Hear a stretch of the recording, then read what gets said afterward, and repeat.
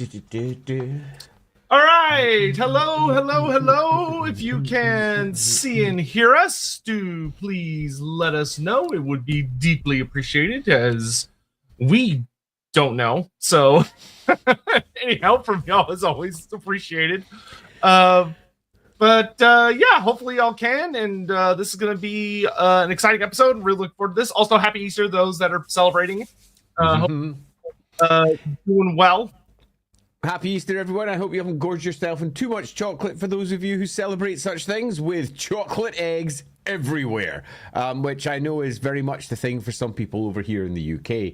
1,000 chocolate eggs being purchased, eaten, and then I'll pop outside to roll some boiled eggs down hills, because that's what you do, right? What? Roll eggs down hills. It's a thing we do over here. We roll boiled eggs that have been painted in a variety of different ways. I've got a really fun one, which is a Space Marine one, and I had another one which was Commander Shepard, and various other ones that I painted up when my kids were young, that we've just rolled down hills, and you hopefully don't break the eggs, but we always do, because that's half the fun.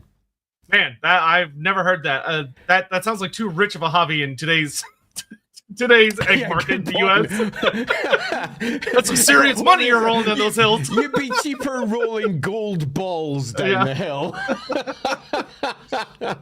But okay, looks like we are good. So hello everyone. Of course it does, Swixa. But chocolate cakes, perfect. Yeah, today we're going to be, of course, finishing up the bit of the trifecta of the legendary lords coming to us from the Omens of Destruction kind of focus. Not that that was, necessarily the full point, but we were like, we've done 2 of them. We might as well finish it off. Yeah, totally. So, we've hit up Khorne, we've hit up Ogres, and now it's time to drift our way into Greenskin territory. And for those that are I'm ready for other things as well, we'll be kind of moving on to newer pastures for a while before we return to these 3. Yeah, I think so. But yeah.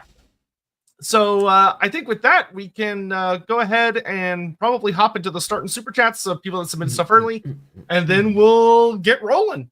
Fleet, thanks for becoming a member. I really appreciate that. Thank you so much. Ricky Chapman, gather around, you gets. The shaman's about to bash your heads with the know what's and gubbins. So shut your gobs, or we'll send you to the great green ourselves. Wah! Yeah, one of the things I actually really like about Gorbad's, this is related, entry in the 8th edition book, is how it explicitly calls out how greenskins do history telling, which is nice, where they do it kind of through a form of storytelling, where it's, but the funny thing is the shamans kind of almost tap into a form of racial memory, which is quite interesting, where they sort of get into a trance and then they use their kind of Wa magic to make like colorful little displays. You can imagine like a big campfire and the Wa energy causing the smoke to move in weird ways as there's green sparks and stuff firing off. And they create almost what I can imagine to be kind of like a smoke show or a puppet show, which is right at that greenskin entertainment level. Plenty of puppets bashing the hell out of each other, which is super great. Gorbad is one of those characters who is very much, him and Grum the Paunch are kind of like the prime storytelling characters you tend to see referenced a lot, especially in like a lot of Black Library books that feature orc characters. They'll often make little references to Gorbad and Grum. Which is really interesting, because you wouldn't think that greenskins would have a super good grasp of their history compared to like Skaven, which are notably infamous for having a horrible grasp of their own history, which is really interesting. I don't know, fun. Peyton, happy Easter and 420 day. Oh wow, it's both at the same time, isn't it? Huh, that is interesting. Do Sigmarites have an equivalent to Easter, or a day where they venerate Sigmar's disappearance? Yes, they do. The day when Sigmar abdicates and heads off into the west or the south, depending on which story you go with, is celebrated across the Empire in a variety of different ways. And you also have Sigmar Day as well. Bless your Sigmar sausages, where you get all your sausages out and eat to great a celebration of the big hammer god himself. So the answer is, Peyton, yes. We celebrate Sigmar with a sausage fest. There you go. Yes, we do. Pyrote, hello, an off-topic question, but I'm painting my WA for Old World right now. I hadn't played any rank and flank games till Old World came out. I'm having a blast, more than I was expecting. Have you guys managed to get a game in? If so, thoughts? I have played a good amount of Old World. I haven't in a hot minute. I'm currently waiting for the new Beastman book to come out before I'll probably get back into it. But overall, it's pretty decent. I have that unfortunate curse where I like to try and play at kind of like the high level, but then when I play at the high level, I notice the gigantic cracks in the rules building, which makes it very annoying simultaneously. Yeah. And Old World is kind of one of those typical GW first editions where it's okay, but if you're playing with people that are like really trying to maximize their efforts, there are some pretty obnoxious exploits in the game that need to be fixed, and GW isn't they're just not the best at writing rules. It's not usually their hallmark. And so I look forward to a second edition because I would like infantry to be better. I broadly agree, actually. The rule set is a nice example of what Warhammer can be, but there are too many exploits. There are too many ways that you can use and abuse the rules if you understand them and know them well. But let's be honest, it's just nice to have Warhammer back. Yeah, we could go back to say 8th edition or 6th through to 8th edition and get different versions of, I would argue, slightly cleaner sets of the rules. This rules is a really nice foundation point. I'm really looking forward to seeing what they do with it next, and hopefully what a second edition will bring, where they can take a large iron and slowly but surely get rid of all the creases in the rules that allow things to either be a little bit sticky or not very well thought out in terms of how the rules are currently sitting. Nevertheless, love it dearly. Darius, out of the 3 major greenskin lords, Grom, Grimgor, and Gorbad, and maybe Skarsnik, who would you say is the greatest cultural icon to the greenskins themselves, like in terms of star power being a holy figure?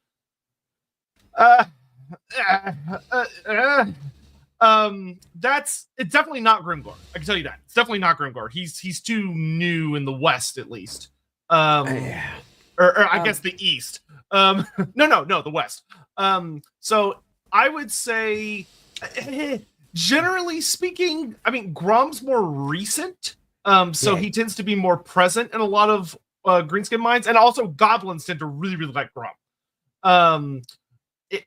I'd say for orcs, it would kind of depend on if they're willing to count Grom because he was a goblin, which just depends on the orc. So I would say you'd get different mileage in different parts of greenskin culture. But I probably Grom more due to like recency bias, I would think. But there's a reason this one's tough. In fact, I'm going to go even further. This one's incredibly hard to answer because each of them have big problems. Grom is a goblin, which means that no self-respecting orc is really going to be celebrating him with any particular deep reverence. Grimgor, kind of too new, kind of not known in many quarters. He's the current star, but he's just not that well known. Gorbad is freaking ages ago.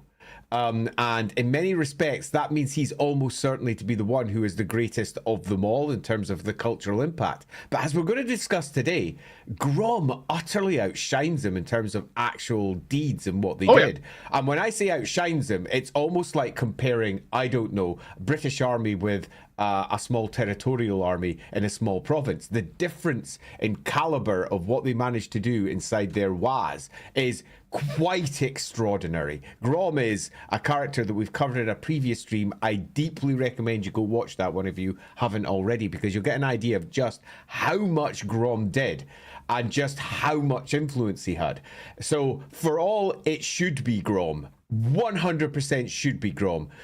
Species bias is going to almost certainly make it Gorbad. Everyone's going to say Gorbad was the bestest, and as time goes by, his legend has inflated his name significantly beyond anything that's very likely to even be a real reflection of what actually happens. We're going to go through it through the course of this stream, what he did, and it was freaking impressive, but it still is nothing in comparison to what Grom did.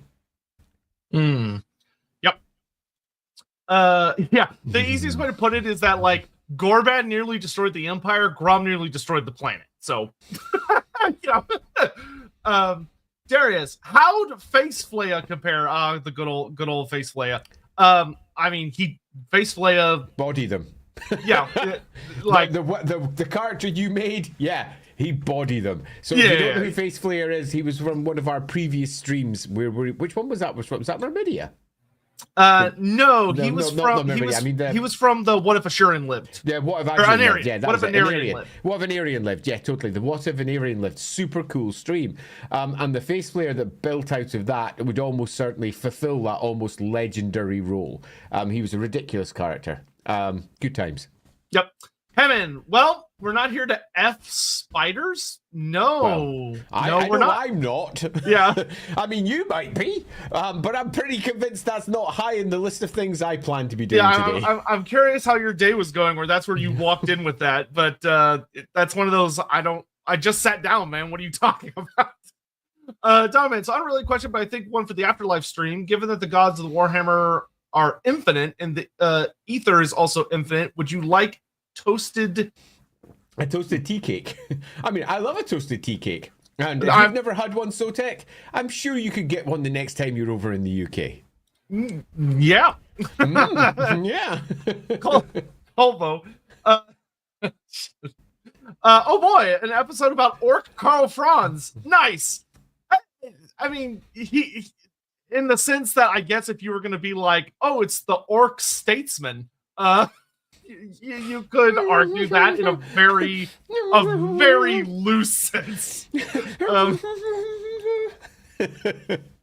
How many humans did he gore bad nonstop? A lot, actually. Don't worry, we'll get into it. A pretty significant number. Yeah. Aaron R., I'm an armored MMA Behurt fighter, and I think you'd both be proud of how often we wah before fights. Oh, cool. Somehow that does not surprise me. Get the blood pumping. Love it. Yeah, I still remember going to my first ever grand tournament back in Warhammer Fantasy 7th edition, and they had everybody wah for like a picture thing before the tournament started, and it was only like, I don't know, maybe 50 people. I remember being genuinely shocked how horrifyingly loud it was. Somewhat similarly, I may have led many of these WAs in the past, particularly back in the 90s, where it was quite the thing, particularly when you were gathering for Games Day, which was the big events that Games Workshop used to host way back in the day in the Birmingham big, huge NEC Centre. It was very common not just to get the crowds outside all riled up before the event occurred by getting them all to go, whoa, but it was also common for pretty much every games table that they had around the various halls. And there was loads of them all trying to out-why each other at different points. And there would just be almost shouts rising up around the games halls. And they're like, wah, wah, wah. Always a laugh. Yeah. It's a different time. It's not really like that anymore. Diamond, I just want to check if this is correct. Some greenskin cultures seem to be a mix of both orcs and goblins, but others seem to be just one species. Usually this is goblin subcultures like night goblins and forest goblins, but there also don't seem to be any savage goblins accompanying savage orcs. Forest goblins are kind of like savage goblins. Yeah. They kind of are. Yeah. And it's worth noting that most tribes generally gather to type. And whenever a WA comes together, they all get together and they mix, and you get orcs and you get goblins all in one place. But goblins as tribes are easier to kick in by the orc tribes as they're moving around taking control. So it's quite common for various orc groups to have goblins along with them because they have at some point effectively enslaved them by conquering them. So it's often the case where certain orc tribes will have goblins along with them, and snotlings and squigs and all the rest too.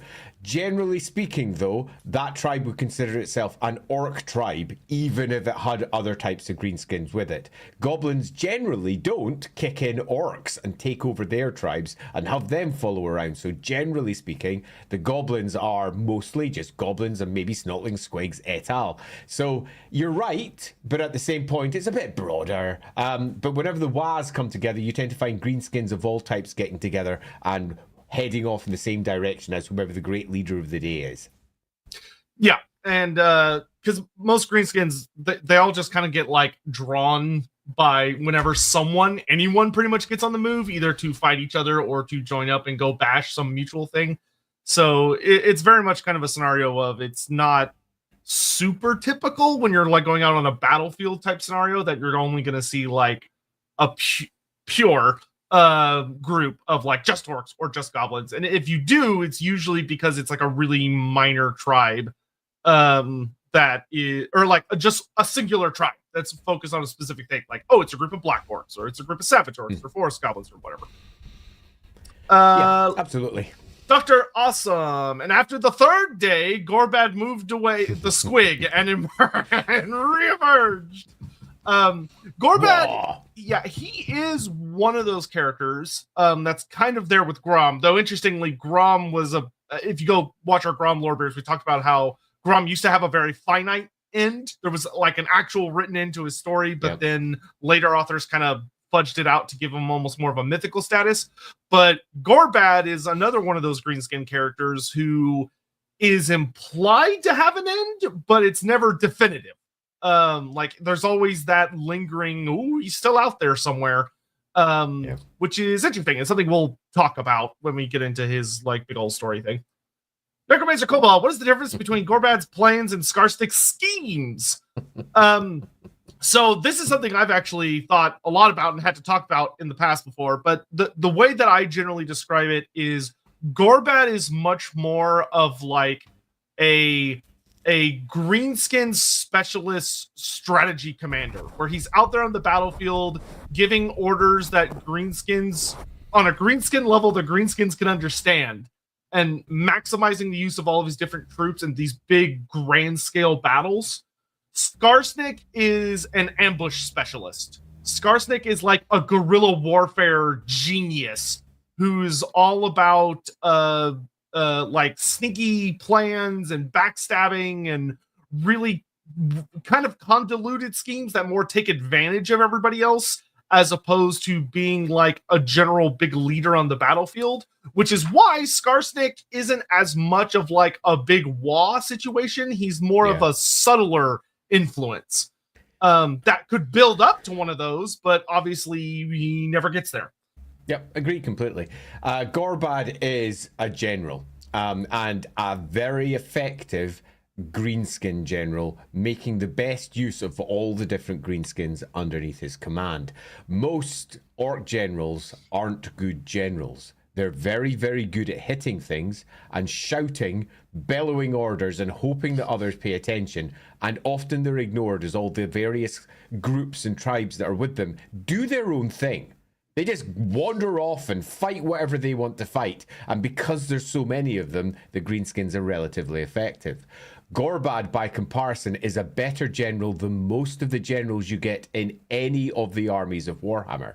And that might sound a bit much, but if we just look at his rules, he has a far greater sphere of influence than any other general, and he is capable of commanding more troops than any other general, and he's also capable of getting more of the more powerful orcs to his side than any other orc general. Basically, that amounts to his rules allow him to use his leadership and acts as a battle standard for a greater sphere on the battlefield. And that's better than any of those other famous generals you've seen, because most of them have got a 12-inch radius around them. He's got an 18-inch one. So beyond a dick measuring contest, he's just a better capable general. But it comes with a downside, because whenever Gorbad is injured, because he is an orc, they see his fallibility and they go, holy shit, no. And his capabilities shrink massively on the battlefield. But that is just almost a testament to what it's like having a greenskin as a general, where so much is focused on this central figure that if he gets wounded or hurt, or if anything goes wrong for him, all of the greenskins around him become disheartened. But it is worth noting, Gorbad in particular is an exceedingly capable general in a way that no other species actually has. He's better than anything the Empire had, better than anything the Elves have, or the Dwarves. He's pretty much, general-wise, better than Karl Franz. It's kind of cool. Yeah, so I'll actually answer this of that. No, he was a better general than Azhag, because Azhag strategies came from Nagash's whispering, but Nagash didn't understand greenskins. So Azhag would sit up on his wyvern, raving and ranting about using genuinely complex Nehakaran tactics, and the greenskins would look at him and go, I don't understand what he's saying. And he'd be like, you go that way, you go that way. They'd be like, oh, okay. And they'd like pull off a pincer maneuver. Whereas... Also worth noting, rule for rule, Nagash isn't as good a general as Gorbad. Yeah, Gorbad was bonkers. He's a bonkers good general. This is a fine example. I think he's a brilliant example of showing how greenskins, when they are at their peak, are almost always better than everybody else at what they do. And what they do is warfare. They fight. And there's nobody on the Warhammer planet that fights like a greenskin. And when they're at their peak, which Gorbad to a degree was, they're almost undefeatable. Unfortunately, when it comes to greenskins, if you know what to do against them, then they are quite defeatable. And in Gorbad's case, it's the classic weakness of greenskins. Take out the head. If you can wound him, shoot him, take him down somehow, that entire horde is going to collapse. Yep, which, if you are wondering if the biggest difference, is kind of what makes Skarsnik so goddamn dangerous, because Skarsnik knows that. So he stays out of harm's way. I'd say Skarsnik is certainly the more cunning and the more intelligent with raw intelligence. But Gorbad is the far more intuitive general. He knows how to get the most out of greenskins.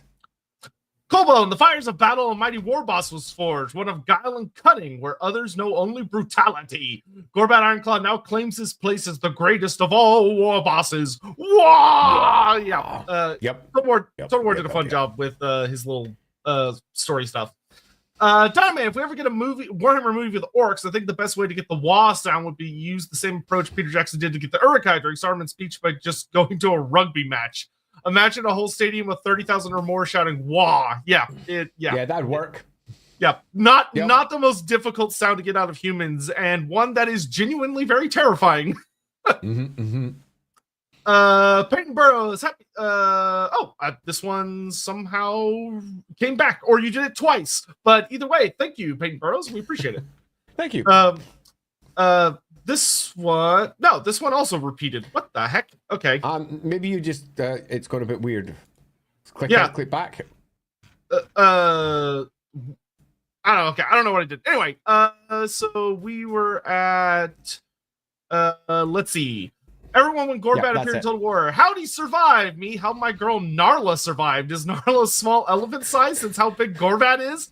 Yeah, so that was genuinely the funniest part, is that I could make a convincing argument, in my opinion, how Gorbad survived for 500 years. And just like makes a return. The pig is a bit more difficult. It's easy. It's super, super easy. Here's your answer. He just names all of his war boars the same thing. It's like Roach. Roach the horse with the Witcher. You just name your horse the same thing every time. It's what Gorbad clearly does, because the chances of his pig surviving even half of his battles is pretty low. Yeah. And I will say, they are giant boars in Warhammer Fantasy, the ones that the greenskins ride. And I don't know if you've ever seen an actual boar in person. They're pretty fucking big. Yeah, they can be. There are some monstrous boars out in the world, and taking one and saying, "Oh, it's the giant variant," it can carry an orc. Yeah, they're pretty horrifying creatures, to be honest. Grimgor versus Gorbad. Grimgor would be deadlier in a fight, though it would be ugly. Like Gorbad could certainly hold him off for a bit, but if it came to like them fighting on a big wall scale, Gorbad would obliterate Grimgor. Yeah, if it's a war, Gorbad wins. If it's a one-on-one fight, Grimgor wins. Yeah. Donovan, and which one thing we'll talk about Gorbad is Gorbad would have beat Grimgor for sure accurately, because we'll talk about how Gorbad kind of builds his legacy, and Gorbad is smart. He's very smart. Damn it. So it's like this. Gorbad is the greatest general not only because he's good at coming up with strategies, but because he knows how to make the best out of the assets he has available to do what he wants. Yes. Yep. Absolutely. Which we will talk a lot about today. Yeah, definitely. Andy versus Gorbad. It's Andy, obviously. Yeah, I'm dead. Oh Lord. Narla version 687.3. Don't ask about the 0.3. Yeah, exactly. Spot on. And with that, I think we're all cut up. So let's get into it. Alrighty, Gorbad Ironclaw. I remember the first time I faced off against Gorbad Ironclaw. It was a conversion because there was no miniature for Gorbad Ironclaw. All the way back in the heady days of the mid-90s, I was playing Warhammer exceedingly frequently, and Gorbad Ironclaw was given somewhere in the region of about, I'm going to say about a fifth of a page entry on the bottom of one of the special character pages at the back of the army list. So that's for Warhammer 4th edition. Where 4th and 5th edition are often called Hero Hammer by many folks out there because the strength of the super powerful characters in that version of the game was mighty, as was the magical artifacts you could gain access through the battle magic sets. And Gorbad was not that great. I mean, he wasn't. The Gorbad entry, however, was super fascinating. It said very little, but what little it said kind of changed things. And it was referencing back to the, not that recently, been released a couple of years earlier, Empire Army List, where they had completely reformed the Empire.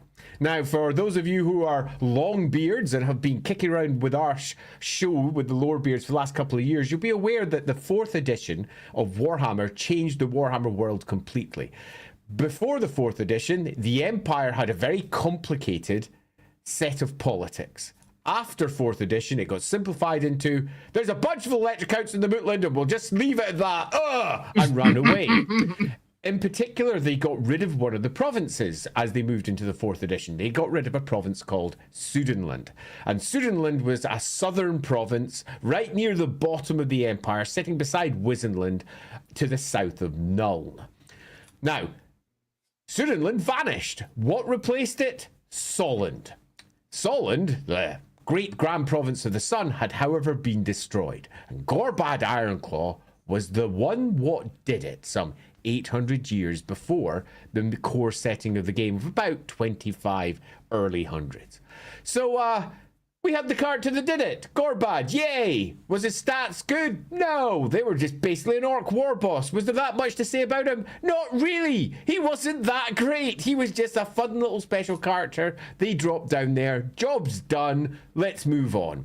And I faced off against him a few times because there's quite a few players who like to try out all the rules that the game offered. In particular, whenever there's a special character that didn't get a special miniature, because during that edition, tons of characters were made and loads of them never got miniatures. For example, you might be surprised to hear the Empire Army List provided rules for Magnus the Pious, the great emperor who reforged all of the empire together again after it had collapsed. Never ever made a model for him. Not one. And his rules are super fascinating because he's 200 years earlier, fewer magic items, so he just doesn't get any. Wait, what? That seems nonsense to me. What? Warhammer's always got magic items. Piss off. But nope, none for Magnus. So, Gorbad Ironclaw, not that great. However, as the editions moved on, eventually we got some lovely models, and eventually we got a new version. And as each step came out, Gorbad Ironclaw was upped a little bit, and we got a bit more of an idea of who he was.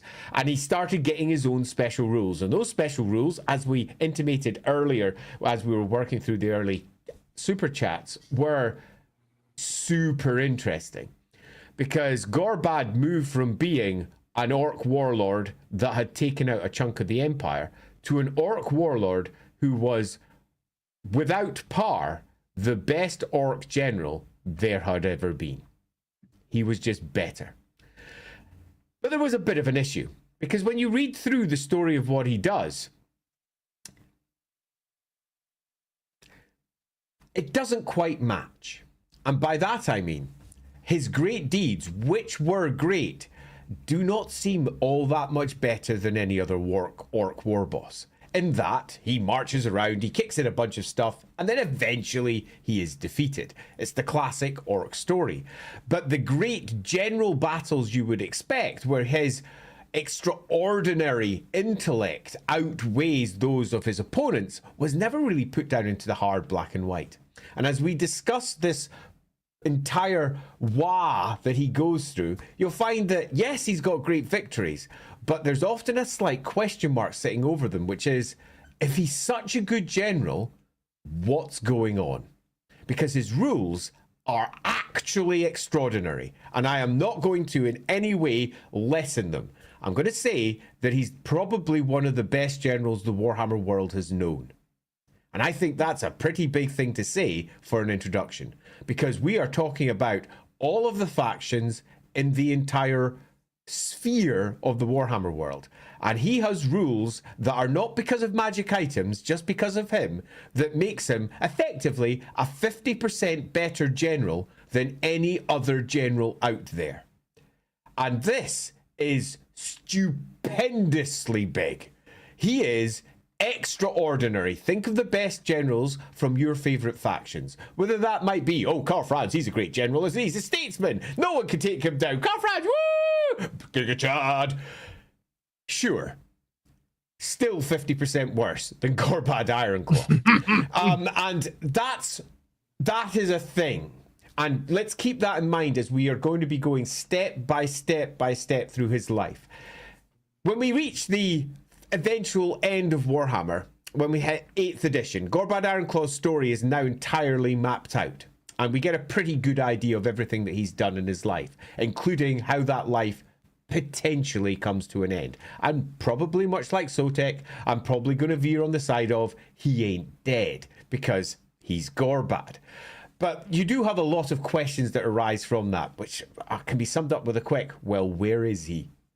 And what is this greatest orky of orc doing? Because even though I am probably going to be putting a bit of a negative spin in Gorbad throughout the course of this one, because I think that if we compare Gorbad to, say, Grom, we are constantly going to be saying Grom did it better, which is a shame, because Gorbad is certainly the better general. And I think that means that we, as we go through this, are going to have to look at it and say, well, what did he do that shows what he is? And I think that the answer is going to commonly fall back on he has a basically kryptonite weakness. And we'll be discussing that also. Hurt him and it all goes wrong. Hurt him and it all goes wrong. Yeah, I think there is really something to be... Well, I'll leave that for when it becomes relevant. I'm not going to jump into it right now. Yeah. So I'll just finish with Gorbad Ironclaw. I faced when I was playing 8th edition a lot, and he changed. He changed a lot. And I compared him. I remember at the time when I was playing it, it was in my living room back in one of my old houses. And we had it all out. We were playing on the floor because I had a hardwood floor. We were playing there. And it was a 3,000 point army, and it was my Nullner Empire army against Gorbad Ironclaw, which, as you'll find out, is a pretty appropriate army to be fielding. Yep. And Gorbad came out, and when I realised his new rules, because I had forgotten to read up beforehand, and it was the army list had just come out, so I could probably date it if I looked at the release dates for the armies. And then I realised what he could do. I realized I had done fucked up with my entire setup because Gorbad was brilliant and centered in the middle of the army. He marshaled the greenskins forward in a way that is very rarely the case for greenskins. I won it because I'm a jammy git and rolled lots of sixes, not because I had any right to win that battle. But I think it actually speaks to what Gorbad is capable of doing. He was an extraordinary general, and I think as we dive into this, you're going to see that Gorbad has a story that kind of supports it, but does suggest that there is more to come. Yep. All right, Peter. Could he be a good empire builder like Gorfang, Rockgut? The answer basically is surprisingly yes and then no. He starts off as one, which we'll get into. Like he starts off basically pulling a Gorfang, or rather Gorfang pulls a Gorbad, you could argue. But there is a point in his story where he changes priorities, and he basically abandons that, which you could argue ends up being to his detriment. But Gorfang really only leaves three lasting things behind him. One is his memory, which gets passed on to many a greenskin locally. Two is his first fort, and 3 is what he did to the Empire. Yep. Czar 94, Wolfric versus Gorbad. Honestly, I think Wolfric would have a pretty bad time. I'm gonna be frank with you there. Gorbad, although when you like, put him up against Grimgor, like, yeah, Grimgor's gonna beat him in a fight, but Gorbad is scary. Like his axe, Morglar the Mangler, is basically a slightly worse version of Golmaraz, but only slightly. Like, that axe is fucking ridiculous. If he hits you with it, you're just dead. Like, you just keel over. Agreed. Gorbad has got the upper hand. And if it comes to the war, he hasn't just got the upper hand. He's going to win the war. Well, yeah, Wolf wouldn't stand a chance outside of like a duel, and even then, I'm pretty sure Gorbad will whoop him.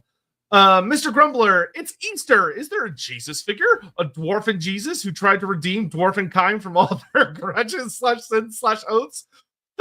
That is an idea I've not seen anyone throw in front of me before, but it makes me laugh. Yeah, the concept of sin is very different in Warhammer to what it is in, say, for example, most Christian mythology. So you're going to find yourself in a very different place whenever you try to find a figure that is redeeming sins. Sin in the Warhammer world is generally equated with one of two things. It's either the rules, for example, in the roleplay game, where it is you're doing something your god doesn't like, or alternatively, it's the broader spectrum of you're doing something that brings in one of the ruinous powers. So you're doing something that is heretical or sinful, because that brings in the ruinous powers to the attention of the dark gods of chaos.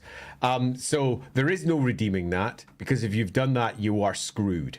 It's a different world. Yeah, the closest thing I can even think of would be someone, and this is like, it's pretty tangentially related. But you could make an argument that there's kind of a vibe with that, with like when Myrmidia kind of like abandoned the people of the first civilization, the people that their city fell and became Skaven Blight. And then she came back as a mortal and like renewed her relationship with humanity. So you could argue Myrmidia has that kind of stance, but it's still very different. I agree completely. In fact, Myrmidia has strong, reminiscent tones, even though it's a completely different story. Many people often like to refer to Sigmar as Conan Jesus or some equivalent, because he's a little bit like Conan the god, and that's a little bit like Jesus, often because it happened approximately 2,500 years ago. That's almost 2,000, right? And he wandered around as a mortal and then ascended as a god, but it's some weak-ass connections. Yeah. Alexander, why does Gorbad not have a big Ironclaw? So this is actually... He did! Yeah. And in the 8th edition artwork, he's freaking got one! Yeah, so this is purely a case, a really unfortunate case. This is purely a case of they brought on someone got, a modeler got billed to do Gorbad in 8th edition mini. And so he did. And I guess he just didn't look at any of the artwork that had ever been made for Gorbad. Because he gave him a gauntlet instead of his claw.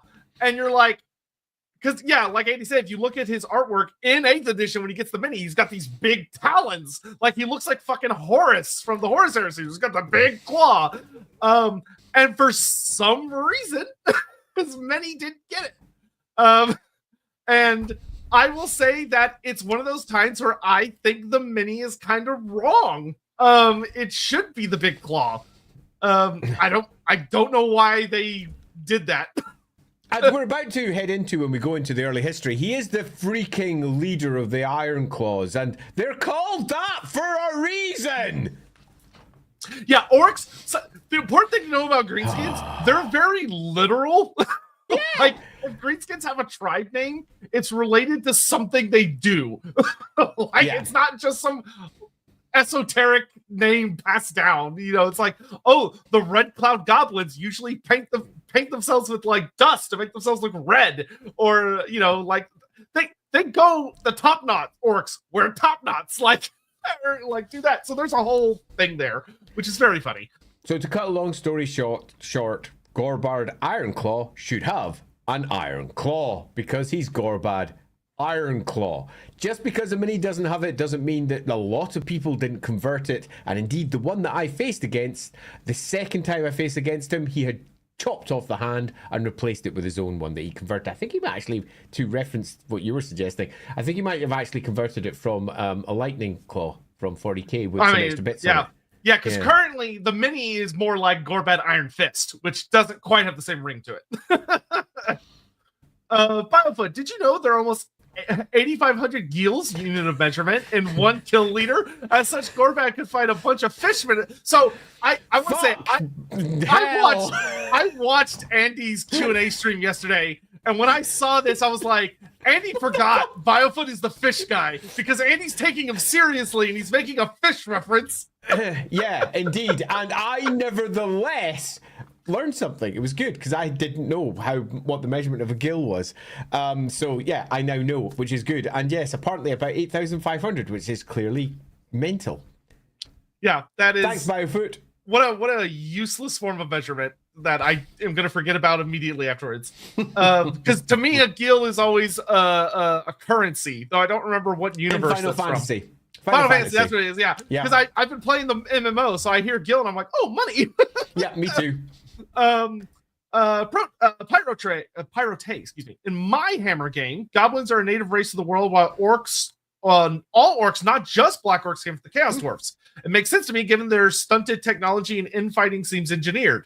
Oh, that's a fascinating way to approach it. Sure. I mean, it's not what the game says, but I am a huge advocate of doing whatever you want in your own game, so go for it. Darius Rose, no, Andy, there's only one Narla. There can't be only one. Yeah, I mean, who knows? Wand magic works in mysterious ways, right? Oh, man. So I'm hearing that Gorbad has the Adzamar Cool problem, i.e. he's supposedly one of the biggest, scariest big bats ever, but he basically destroys a chunk of stuff, then gets stopped. Yeah. And I'm hoping they're going to fix Adzamar Cool in the old world, because it looks like they've pretty much set it up to fix Adzamar Cool. The entire new version of Kislev is basically a huge pregnant, oh shit, all of this is going to get destroyed, isn't it? Holy fuck, that's bad. And Gorbad is somewhat similar. Yeah, there's a if I was going to do if I was going to sit down and do a big telling of Gorbad's story, one of the things that I would want to push on a writer that was writing it better than me, because I'm not a very good writer, would be telling them, okay, so in the original Gorbad story, there are a lot of allusions to him taking down some dwarf holds, but none are named because they didn't want to deal with creating some of the destroying ones. So let's create those. Let's let there be a big border prince kingdom that there was some grand, awesome kingdom that had been around for ages, and Gorbad's the one that wipes it off the face of the earth, where it's it's barely even remembered. And even to this day, no one lives there, it's just ruins and stuff. Gorbad kind of has the problem of, oh, well, the Empire's the main character, so destroying an Empire province makes him the biggest bad in the world. When, if you're looking at it from a global perspective, you're like, that's not a big deal. I mean, yeah, it's a little bit like I destroyed an incredibly tiny part of Cathay. Well done. It's not a big feat, and I can only agree with this, and I also agree with what Sotek says. That is that the story could be extraordinary, but the story we have kinda isn't, and it feels like there's a lot that needs to be filled in. Yeah. Hannibal, afternoon, gents. It's a very green holiday for many of us, so this is perfect. On a totally unrelated note, I've never read much about narcotics or drugs in Warhammer. What are the people smoking? All the things that you would expect. There's all manner of tobaccos, particularly good old Mootland leaf and green leaf, and a whole variety of others that come from the Mootland. We're going to be discussing the Mootland very soon as well. And there are all kinds of narcotics as well. You tend to find that they are mostly discussed over in the roleplay game. So if you want to know more about them, I'd suggest various Warhammer books. The core book, for example, for the most recent edition of Warhammer Fantasy Roleplay includes things like Black Lotus and et al. So there are a lot of drugs out there. There's also drugs that you might not expect. One of the more famous ones is called Spit. Spit comes from the Camellia leech. Now, the Camellia leech is basically a big giant leech, and it secretes a hallucinating? It doesn't secrete hallucinatory drug that makes you see something that you really wish was real. And a lot of people take the secretions of these leeches and they sell it as spit. And spit you take and you see your greatest dream before you, which is often, well, you know, just like any hallucination, not necessarily a good thing. Yeah, that's bad trips ahoy. Yeah, that is such a horrifying, like, it's bad enough that it is a hallucinogenic, but the fact that it gives you specifically things you desire is like, oh, that's dangerous. That is some dangerous shit. Jonathan Scott, Easter rat, bring give you eggs. Yes.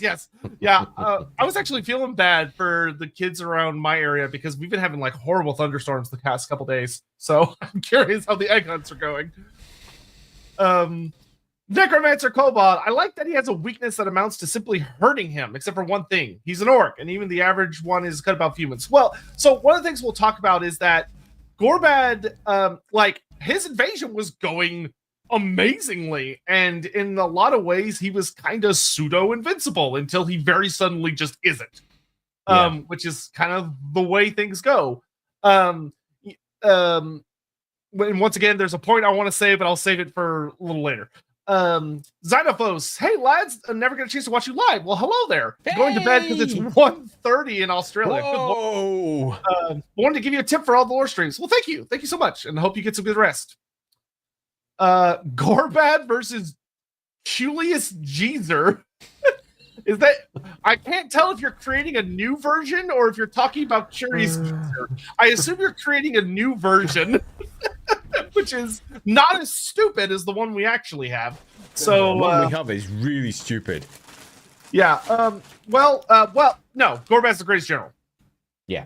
Like, period. Yep. Ricky Chapman, we found the Morgler, the Mangler, and Wolfrup in our Wolfrup campaign. It was awesome. We found it in a rock. We had to leave it buried 5 feet in the skull of a Dragon Ogre Shaggoth. Good job, and good job. I guess. Shame that you lost it. Donovan, maybe Gorbad destroyed those missing Estalian kingdoms. The great retconner. If I was redoing it today, I might seriously consider using Gorbad as the instigator for the Border Princes being a complete mess. That the Border Princes are clearly a host of relatively ancient human tribes that were in the area and established civilizations, and then at some point became this balkanized, and I do use that in its more common use because it is the replacement for the Balkans. In this balkanized region where kingdoms are rising and falling, and many of them have got ancient claims that they claim are theirs, and they might just be a modern warlord trying to use history to give them greater legitimacy. And I would probably use Gorbad to wipe out a huge chunk of these ancient civilizations, be the end point of the equivalent of, for example, Warhammer's version of classical Greece or something similar. Use Gorbad to do that.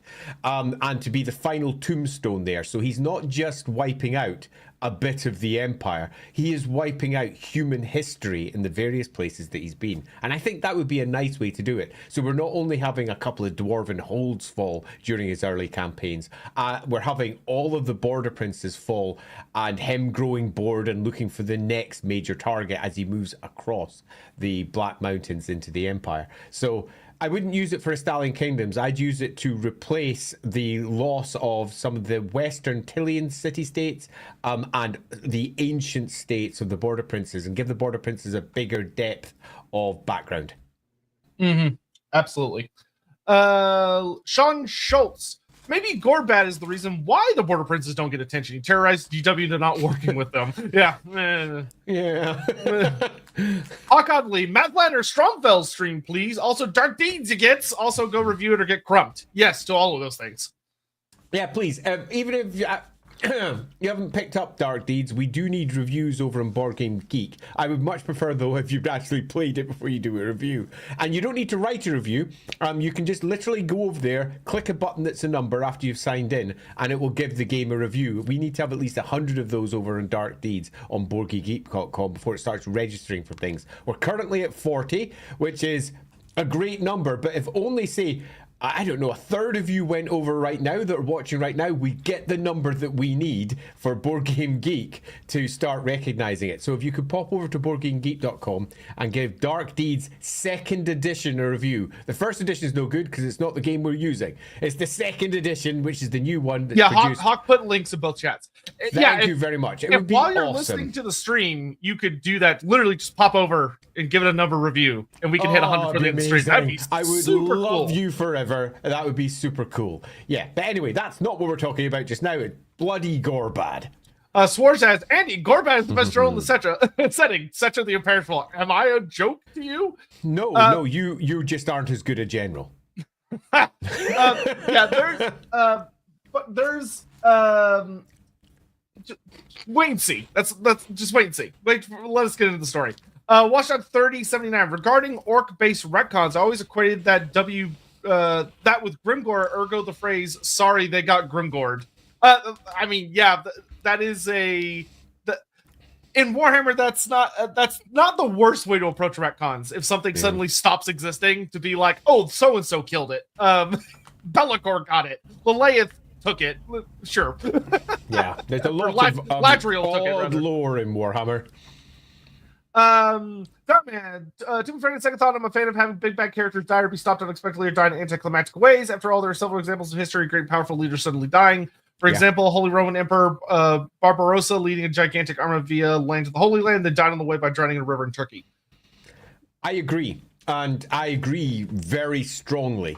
But nevertheless, if you are going to write a character with rules that make him a better general than any other general out there, you better goddamn make sure that the background says he did things that no one else did. Yeah, and that needs to be recognized. The issue isn't that it's not the problem with how Gorbad's story ends. The problem is that it kind of hyper focuses on what he does in the Empire, and what he does in the Empire is neat, but compared to the likes of like Grom, it's not that impressive. And Grom's not as good a general as him. Yeah. If you just look at it stat and stat, he's just not. Phil, so assuming Gorfang and Grom had survived, I assume you mean Gorbad.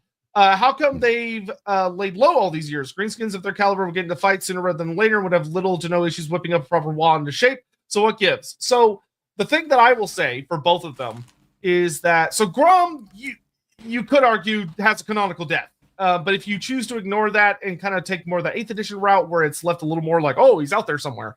The thing that I would say is that keep in mind that Games Workshop or in the later editions of fantasy only focused on like the old world and like the Empire. It's hyper focused on that setting. We have no idea what's going on anywhere else in the world.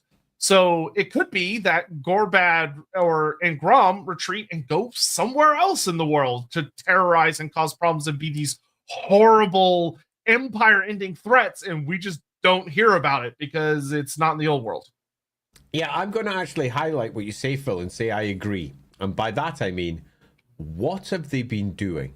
Because there's one thing we can say with a certain amount of surety: greenskins do not walk quietly into the night.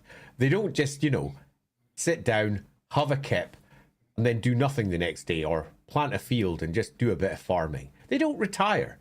They keep on going. And some of them will be bubbling and boiling. Oh, Valerie, you wrong!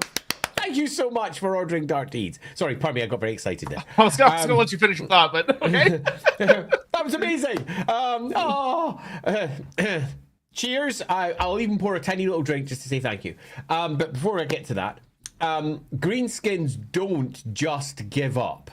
Even when they give up and they've become very grumpy and sad and they're stomping off through the Badlands, great orcs will attract challenges.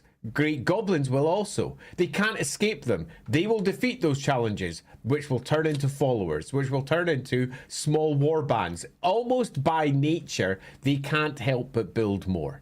So we can't really say that a great warlord like Grom can vanish. And now he might disappear for, say, 10, 11, 12 years as he does small local skirmishes and eventually becomes a local warlord again.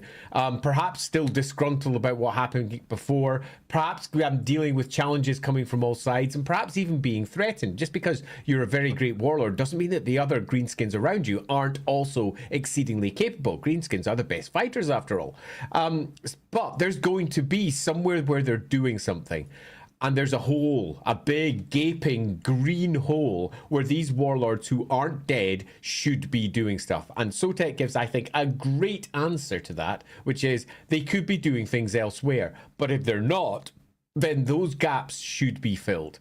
And it's just gaps in the lore that not only does no one fill, and to a degree, they're almost scared to fill it, because you get that little bit of, what do you mean the character's over there? Can't they just make a new one to say there's something over there? There's a certain amount of dislike to try and make that one character be responsible for everything. But some of them kind of would be, or at least they'd settle in a place and they would become a local king. Like Gorfan. They would rule locally. So there's gaps in the lore that do need to be filled. So, Phil, that was perfectly pointed out. Thank you, Great Fate. Appreciate it. Thank you. And a review. So I'm going to get... Oh, no. And you know what? I'll go ahead and say that I have... Cheers. We have a super exciting announcement for you guys. And if we could get to 100 reviews... We'll announce it then or by the end of the stream. But if you're really cool, we can get those 100 views to announce it. We genuinely have a super exciting announcement for y'all. I'm super excited. Not yet. Kobo, to be fair, Grom did not wipe an entire Imperial province off the map. He almost wiped out the entire empire instead. Yeah, and Kobo, pardon me, you're absolutely right.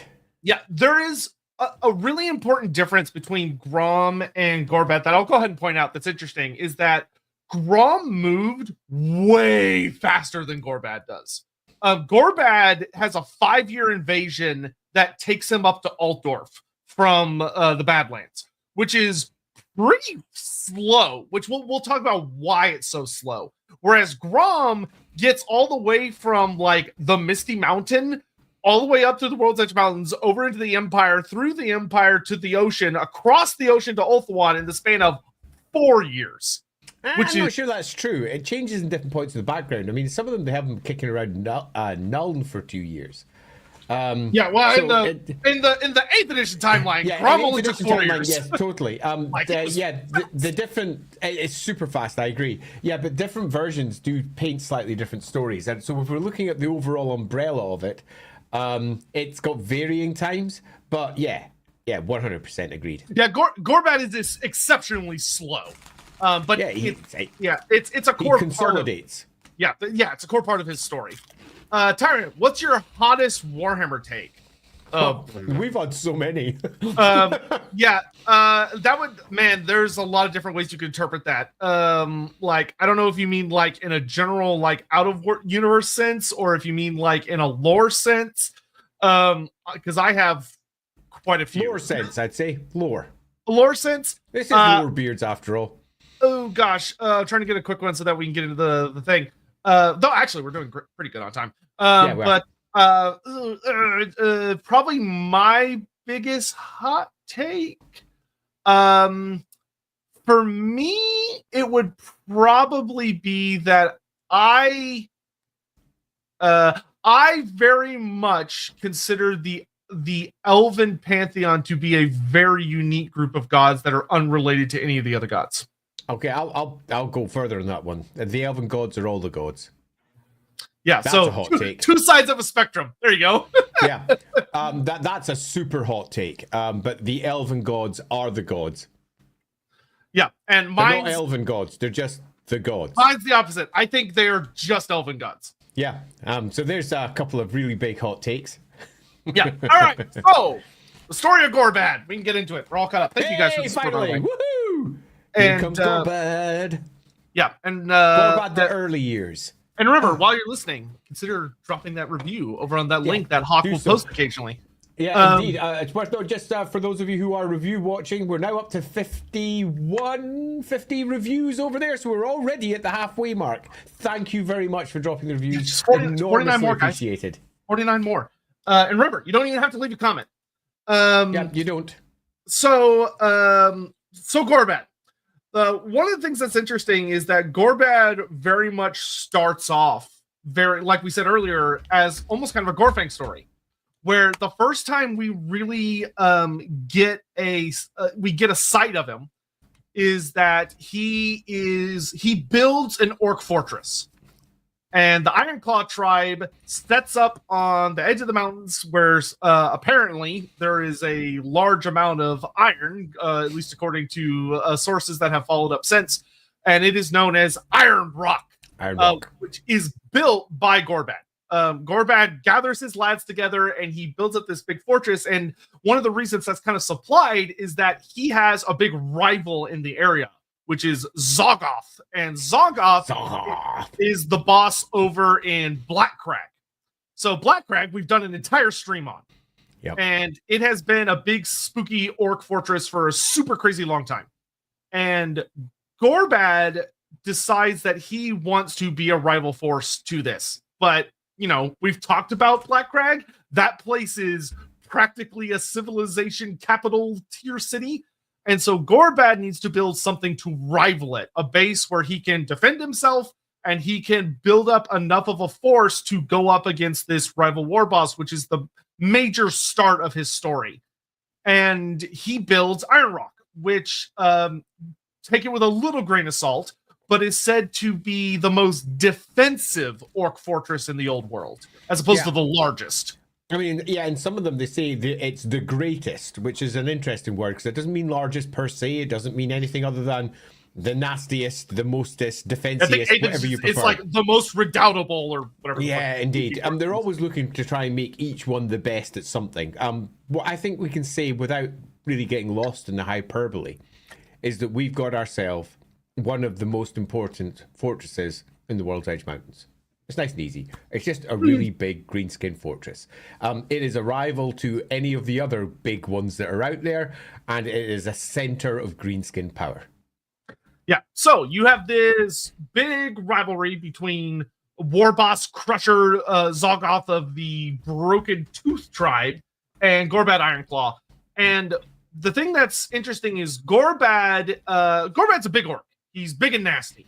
But that is not his necessary go-to, because you would think that if this was a story about your typical orc warlord, the story would then say the two of them meet on the field of battle and they have this big epic fight and Gorbad kills them. That's not what happens. Gorbad doesn't even duel or have a personal throwdown with Zoggoth, probably because Zoggoth is likely bigger than him, being the king of Blackcrag. And so Gorbad does what no other orc really has ever done, which is he thinks about it. And there's actually a super famous piece of art I love about greenskins, which is it's the Thinking Man art, the really famous like Thinking Man sculpture, but it's an orc sitting on this giant pile of shit doing the Thinking Man pose, which is so funny to me. But anyway, so Gorbad starts dominating all of the tribes on his side of Mad Dog Pass. And he's building up more and more of a force, and he ends up getting a bunch of night goblins as he's conquering the tribes going into the mountains. And with all these night goblins, he notices that they have tons and tons of these funny little creatures called squigs. And Gorbad gets an idea, which is that he cannot reasonably lay siege to Blackcrag. It's not going to happen. It is. I mean, even the dwarfs in the modern age struggle to bring Blackcrag under siege, and orcs are not as orcs sieging other orcs is a problem. So, what does he do? Well, he does the smart thing, which is that he tasks the night goblins with tunneling under Blackcrag. So they fight their way through the tunnels, and they take over any of the other night goblin tribes they run into, and they start digging fresh tunnels, and they undermine into Blackcrag, and they break open a bunch of tunnels at once and just flood it with a rampaging stampede of squigs. And Zoggoth just gets torn apart. Like, all that's left. It said all that's left of him after the stampede is a smear on the ground, because he just gets absolutely overwhelmed. And Gorbad basically walks in and says, "I did this. This was brutal cunning, and if any of you got a problem with it, now I'll fight you." Now that he's taken out the head of the snake. And all of the other greenskins in Black Crag look at what used to be their war boss, look at the new war boss and go, all right, and join up with them, which I actually find really interesting because it kind of, in some ways, God, I'm forgetting the word. It doesn't play on your expectations of the story, where you would think, oh, well, he's going to fight him, and then he doesn't. And then you think, oh, well, the orcs would be like, oh, you cheated, but they don't. They respect his cunning, which is genuinely very interesting to me because he doesn't kill him in an orky way. He kills him in almost a very goblin way. But you know, that orc couldn't survive against squigs. Not worth it. Yeah. And with that, subverts expectation. Thank you. Which is a terrifying phrase for a lot of people when they're watching shows nowadays, but was good in this case. And so that is how he takes over, like, the core part of the Badlands. So this kind of allows him to control most of the Badlands and the Southern World's Edge Mountains around Black Crag, Carrick 8 Peaks, Thunder Mountain, all the way down to some of the other big volcanoes in the south. And now he gets this big old horde together, and this is where we see him pivot, which is that Gorbad does kind of the typical orc thing, because he's kind of the best there is of being a typical orc, which is that he starts a wah, which he doesn't do it like, you know, if you go back and watch our Black Crag stream, we talked about with Gorfang, where Gorfang sits and is like, nope, I've got my spot. I'm going to sit here and I'm going to hold. Gorbad, quite honest, just picks himself up, and basically he starts on this warpath, and he will never stop. He slows down a lot, but he doesn't stop from this point forward. This is not building an empire. This is destroying everything in front of him. And we see him go up. And this part, the story, is one of the parts I really wish had a lot more detail, but it doesn't. Where it basically just says he fights against the dwarfs, and he kills a lot of dwarfs. It says that he attacks some places, holds, mines, something, and he takes everything. Like, he's so meticulous about looting that he sends in all of his lads multiple times to get every scrap of loot, every piece of gold, every piece of metal, everything they can find, and leaving these places barren, which is cool if I knew where he did it. Yeah, I agree. This section is exceedingly loose in detail. All we really get is that he is extraordinarily successful against the dwarfs. Really successful. To the point that they give up and close their gates. So the holds, the biggest ones, just close up and say, yeah, we're having nothing to do with you. We've stopped. We just give up. And it left him with no one to properly assault that was easy to assault, or at least was feasible to assault.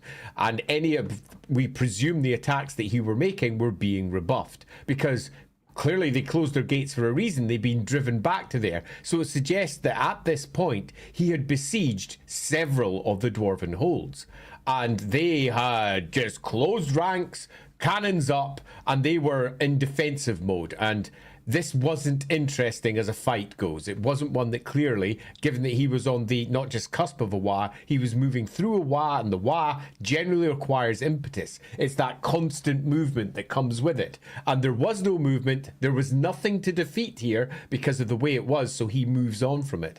But we get a very strong feeling that he manages to probably take out a hold or two at least, if not more, that he takes out pretty much everything in his path, or alternatively, his path, everything in his path, or they just have to hold up and close ranks and close the doors. So something happens here, but it's deeply vague. Yeah, the only detail we get is apparently Karasakarak marches out this great throng to fight him, and they lose.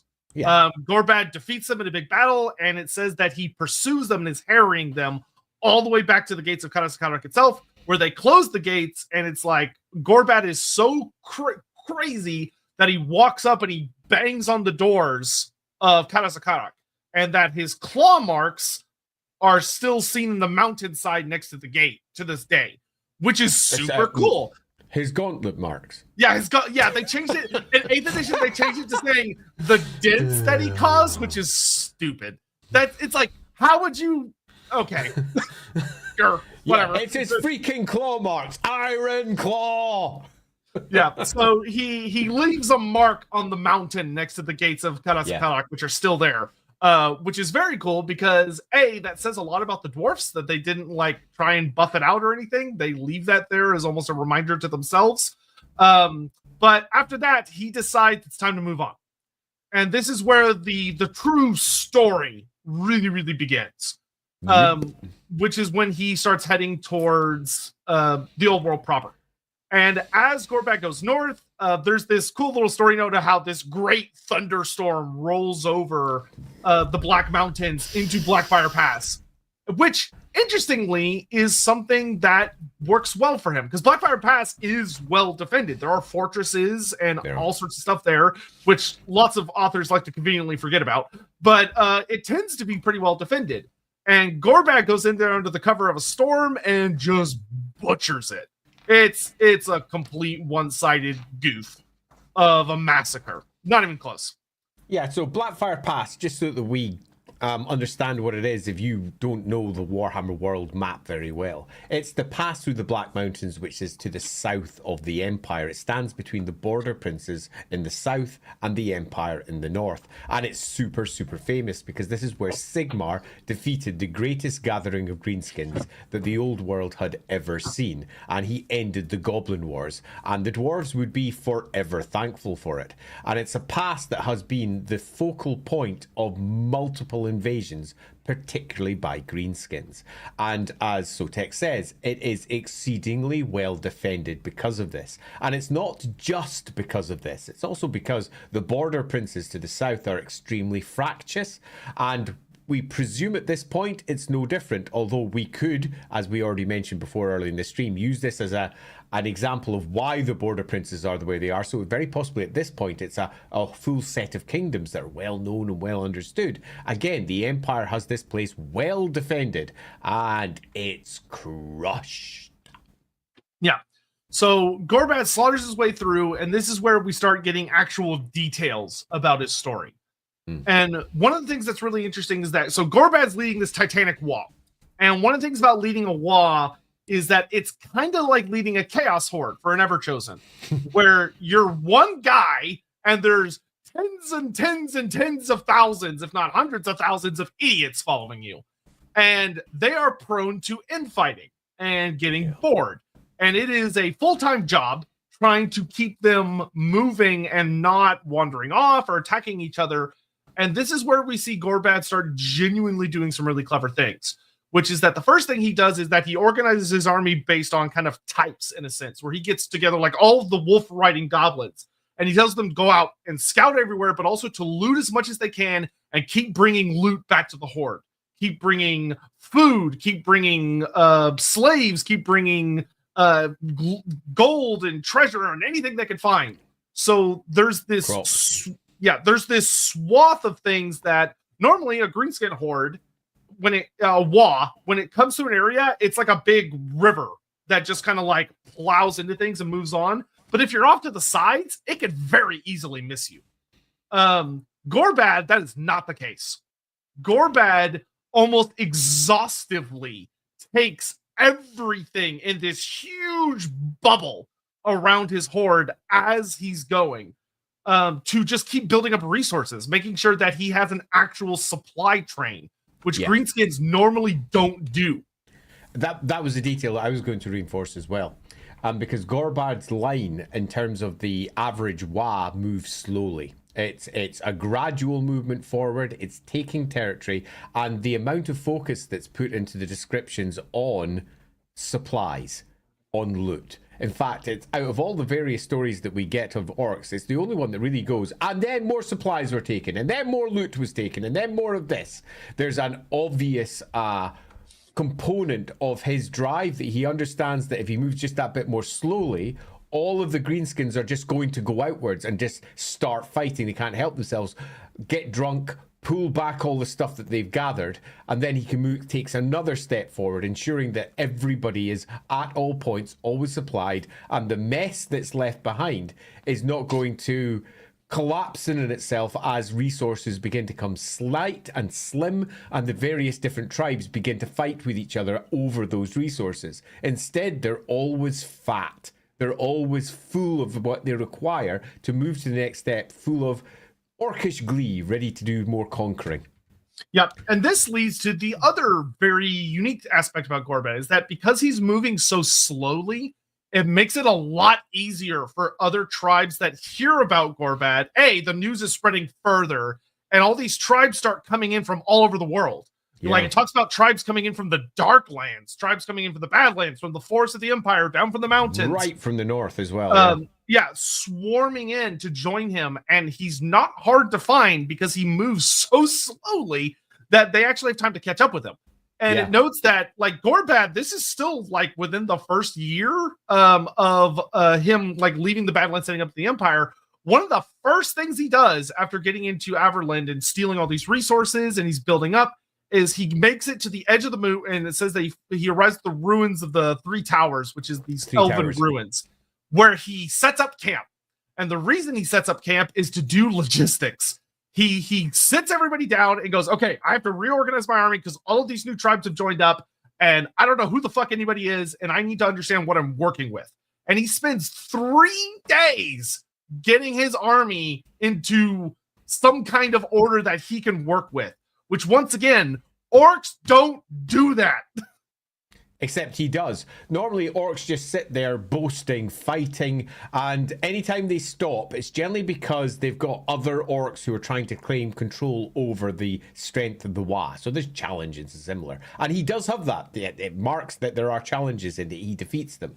And it's, I think, from the perspective of where he stops, is also not just fascinating, but insightful into exactly who he is. Where does he stop?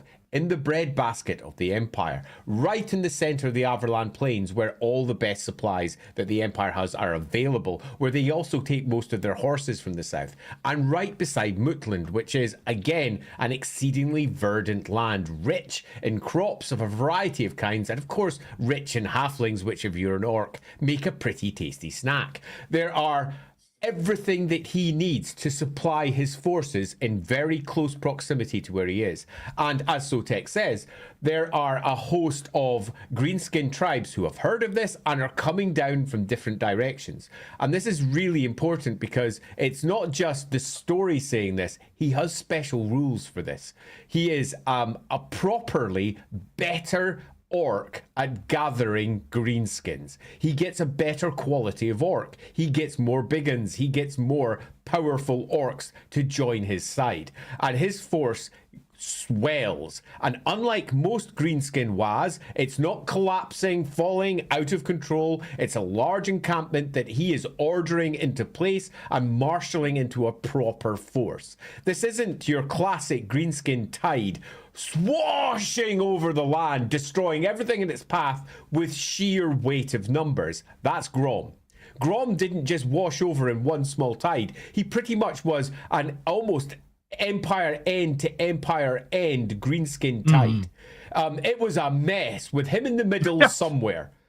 Grom, and you can go there, Grom's string. Grom loses, like, not loses and they died, loses and they genuinely lost them. So many chunks of his army multiple times, it's genuinely hilarious. Yeah, where by comparison, this army is being controlled. Yes, the Wolf Riders are off on the edge and there's all sorts going around, but it's controlled. And importantly, he values a type of greenskin that most orcs don't.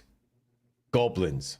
And he values them. He thinks that they have utility. He is using the Wolf Riders to do his scouting and to move out towards the edges. He is effectively doing proper scouting for his army, gathering resources, requisitioning materials. He's doing everything that generals are told to do if they follow old Myrmidian practices if they were in the Empire, Estalia or Telia. He's doing all of that instinctually because he knows it's what will be the best for him to secure his success.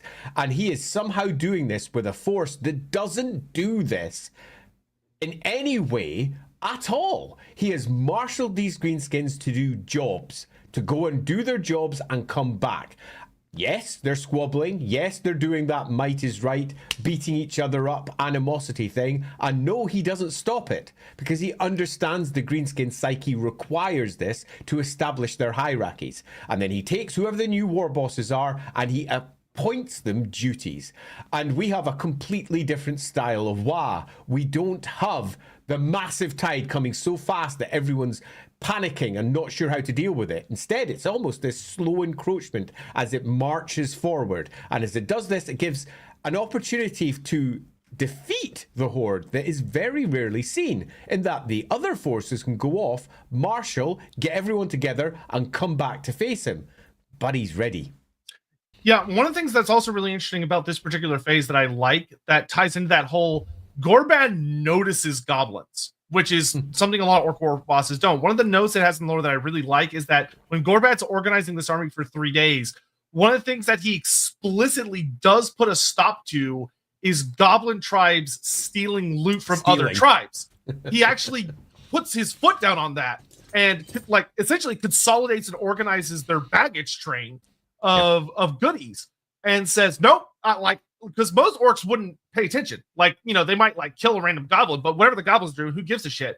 But Gorbad rules them with an iron fist. Yep. Which I will say, I don't think it's coincidence that the 2 most terrifying war bosses that have ever lived were very goblin focused, with Grom and Gorbad. Yep. There's a truth in there that's not subtle.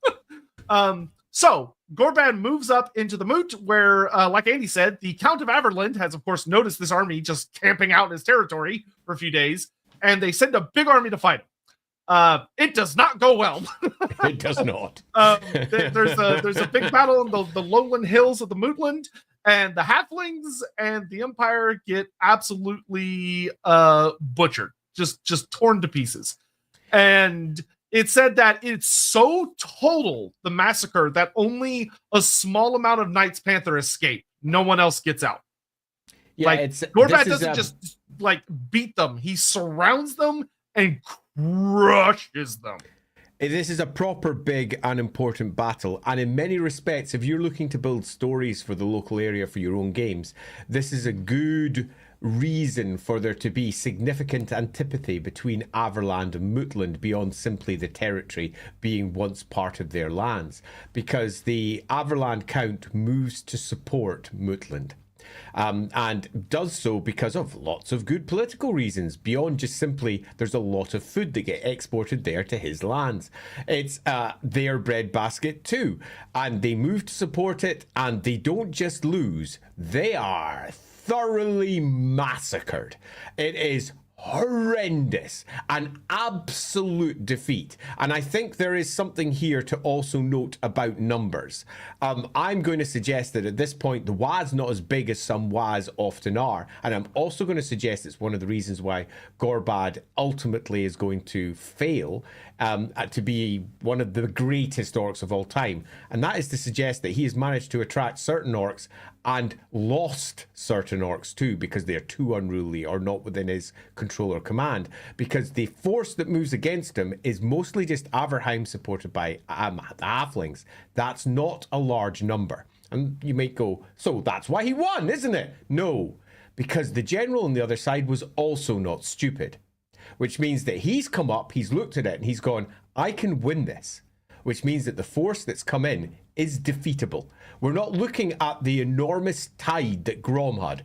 Grom's war horde was so big that it literally spanned end to end of the empire. Yeah, it was like an ocean. Almost. It was like an ocean. And you could take out each individual army, possibly, as it was moving around. But Gorbad's army is one concentrated mass.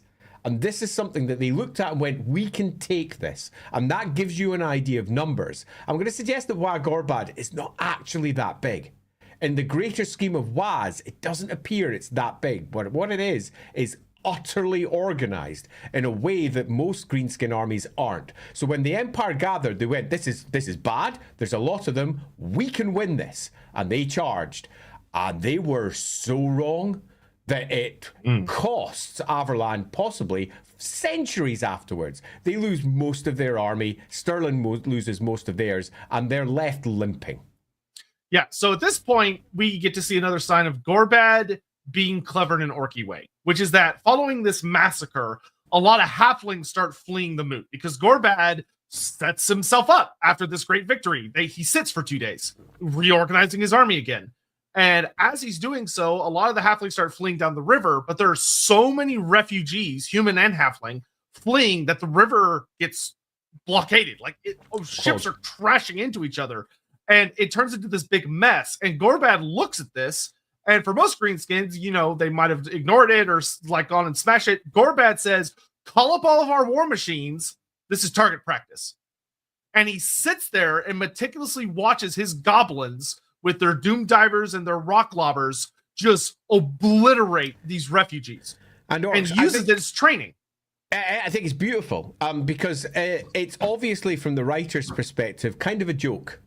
Yes. In that this section is quite literally written for humor. Ha ha! They were just using them for target practice. Ha ha ha! But that joke can be taken to mean quite a lot of stuff. Because normally, as Sotek says, the goblins and the orcs would just be left to go and harass them in any way they wanted. Some of them would be swimming over, some would be making their own rafts, others would just be slaughtering wantonly. Orcs are incredibly difficult, but he actually forces his force to stay away while his support machines use them for actual target practice. He is training his army. He is telling the other parts of the army to go and do other things. I need you to be patrolling here. I need you to be gathering resources. I need you to be marshalling up. I need you to make sure you have enough stores. I need you to be policing the goblins so that they're not stealing the stores from the other tribes. I don't want any of the tribes here not to be properly stocked. This is all showing his orchestration with a stress on the orc. His orchestration of his army, thank you very much. His orchestration is unlike any other greenskin. He's a proper general. He is a proper general. And at this point, we get to see him arguably at his best.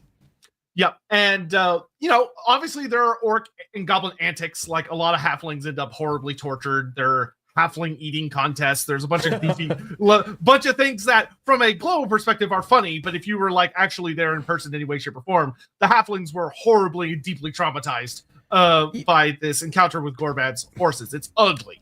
Yeah, there's some. I'd just like to add a little extra detail here without going into the ugliness that they commit.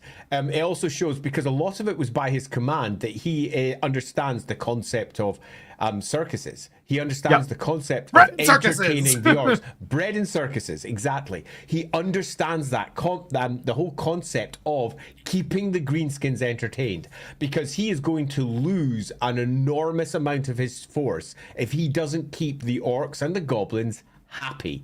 He has to keep them going, and he's not going fast. Normally the wah and the fighting is what keeps the orcs and goblins going, but he isn't doing it that way. He's doing it in a far more calculated fashion, which means that he turns to entertainment to keep his forces in place. And to a degree it works, but I think I would again argue that possibly this is why his force is not as large as some others, because as we're almost certainly going to get a comment of, because I've just noticed one of the comments. There is one that we will catch up with in just a minute. We'll catch up. There is something to be said there. In fact, this might be a good place for us to do a quick catch up. I would say let's do the Siege of Everheim, and then we'll do the catch up. Good idea. Perfect. Yeah. So after 2 days in the moot, he finally moves on to Everheim, which is an amazing city. If you're familiar with like 8th edition End Time Storm of Chaos era stuff, it's known as one of like the greatest garrison cities because Marius Leitdorf is really paranoid and made it practically impenetrable.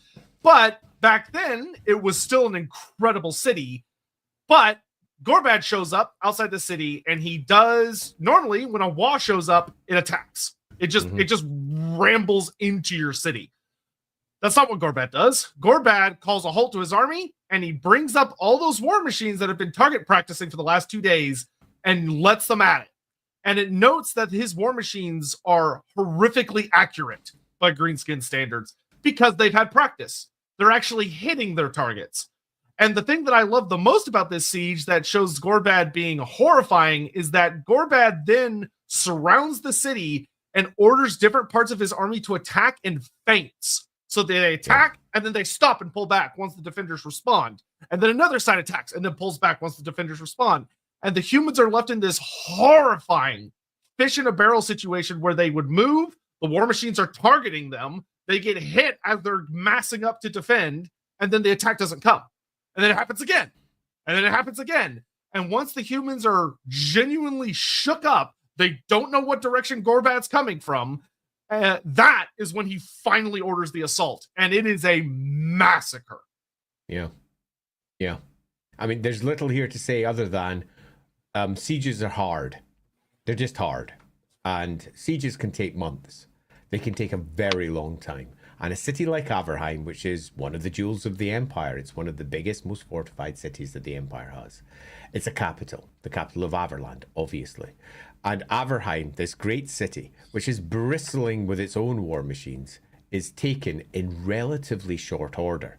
And it's taken in a relatively un-greenskin-like fashion, because normally greenskins attack. And that's all they can do, and it's all that the war boss is probably capable of making them do.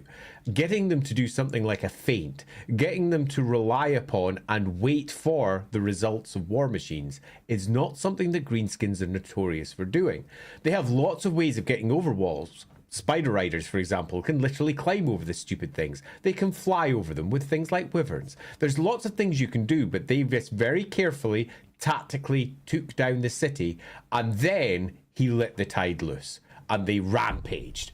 And Averheim, that great capital, falls, which is obviously going to immediately send shockwaves throughout the Empire, because those big cities don't normally fall. Now, as we know, most big attacks, you're going to see 1 or 2 of them fall at some point, but they're still, in the greater scheme of things, very rare events. The big cities of the Empire don't fall that often. Averheim, I can barely count how many times it's taken, and he takes it. And he also takes it quite swiftly in a way that is going to send ripples of panic across the Empire.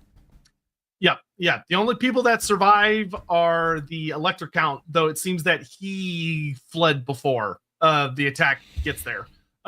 Which we'll talk about. Idea. Good old Brutus Lightdorf. Brutus! A not so subtle ancestor of the Lightdorf family. No, quite. Good old Empire nobles. All right, let's. We've already done that one. Here we go. Tyrant 25. Lalaeth is the Great Maw. Andy Law. Now, not Laeth, no. But maybe. What about Estrueth, the Lord of Drought, and the Lord of Hunger? There are arguments you could make. Yeah, I mean, there are, but I would say, no to that. Donovan, off-topic question. I've seen info that says Carrick Zorn is at the southern end of the World's Edge Mountains. However, all the maps place it about halfway down the Southlands, and a good third of the chain of mountains are further south. Are these mountains considered part of a different chain, or the maps are lore just wrong? Frequently. So A, yes. B, you could probably interpret southern end to not necessarily mean like the southern tip, but more of like the last little, because if you look at the entirety of the World's Edge Mountains, it's on the southern end. It's just not on the tippy tip. But also maps and lore. I think here, Dino Man, we can call out a host of problems.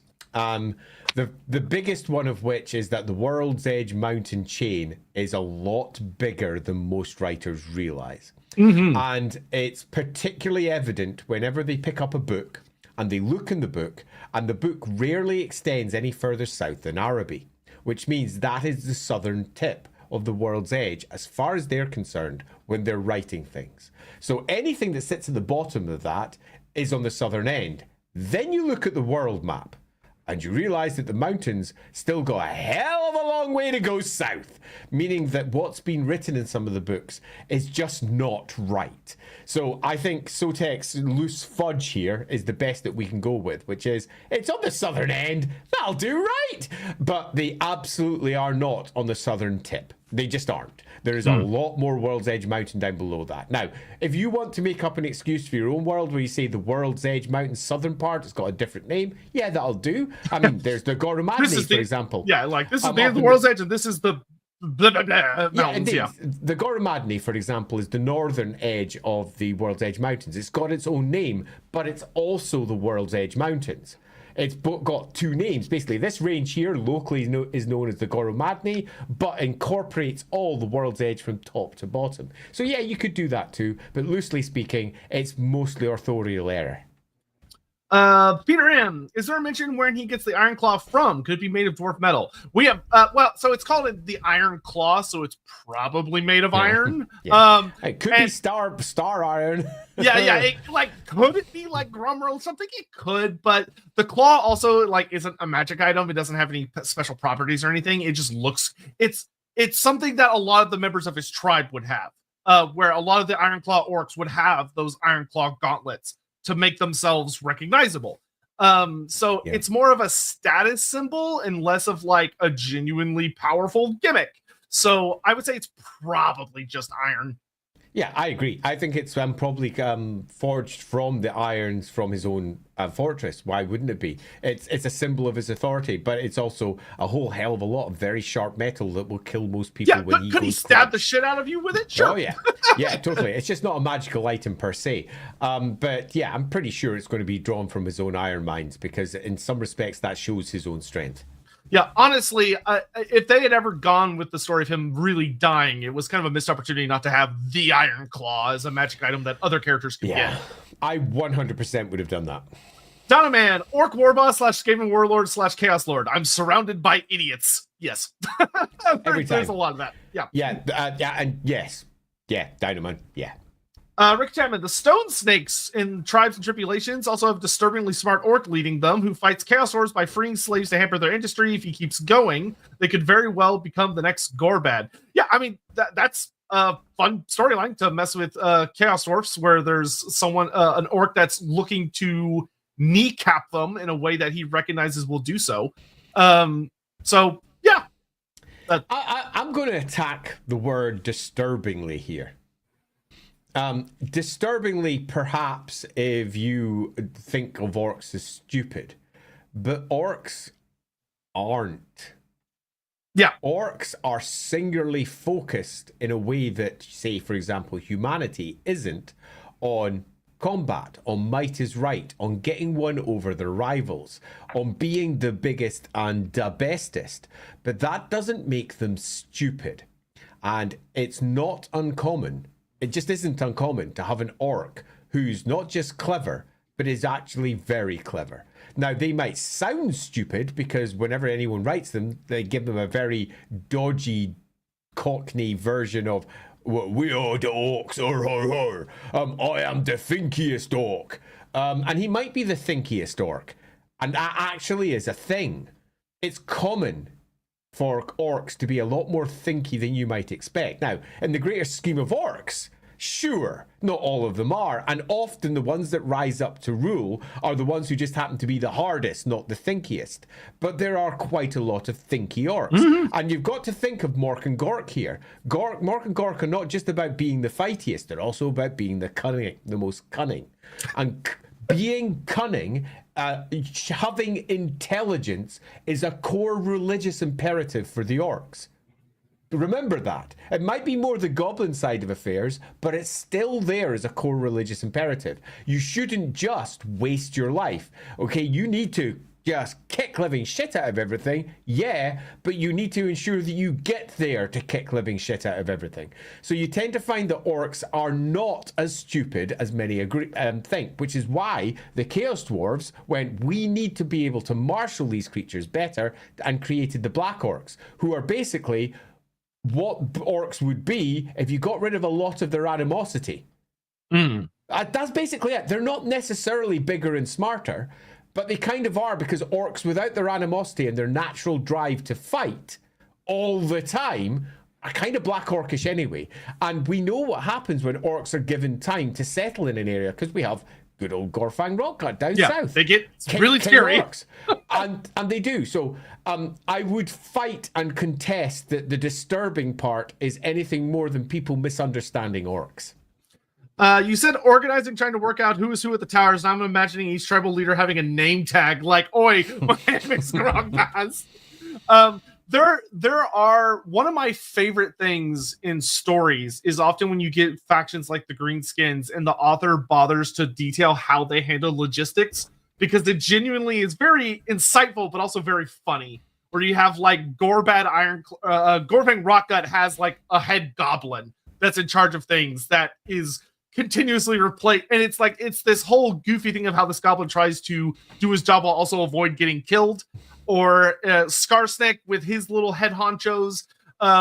If you were to ever have a Black Library series, which there should have been, like you could have easily written like an awesome trilogy about Gorbad's invasion. Oh yeah. Gorbad probably would have had some rather amusing lieutenants trying to do what he needs them to do, which would have led to some scenarios like this. Understanding deeply, because they didn't necessarily have the orky know-whats to put it all together. Because for all I say, orcs are often intelligent. Most of them aren't.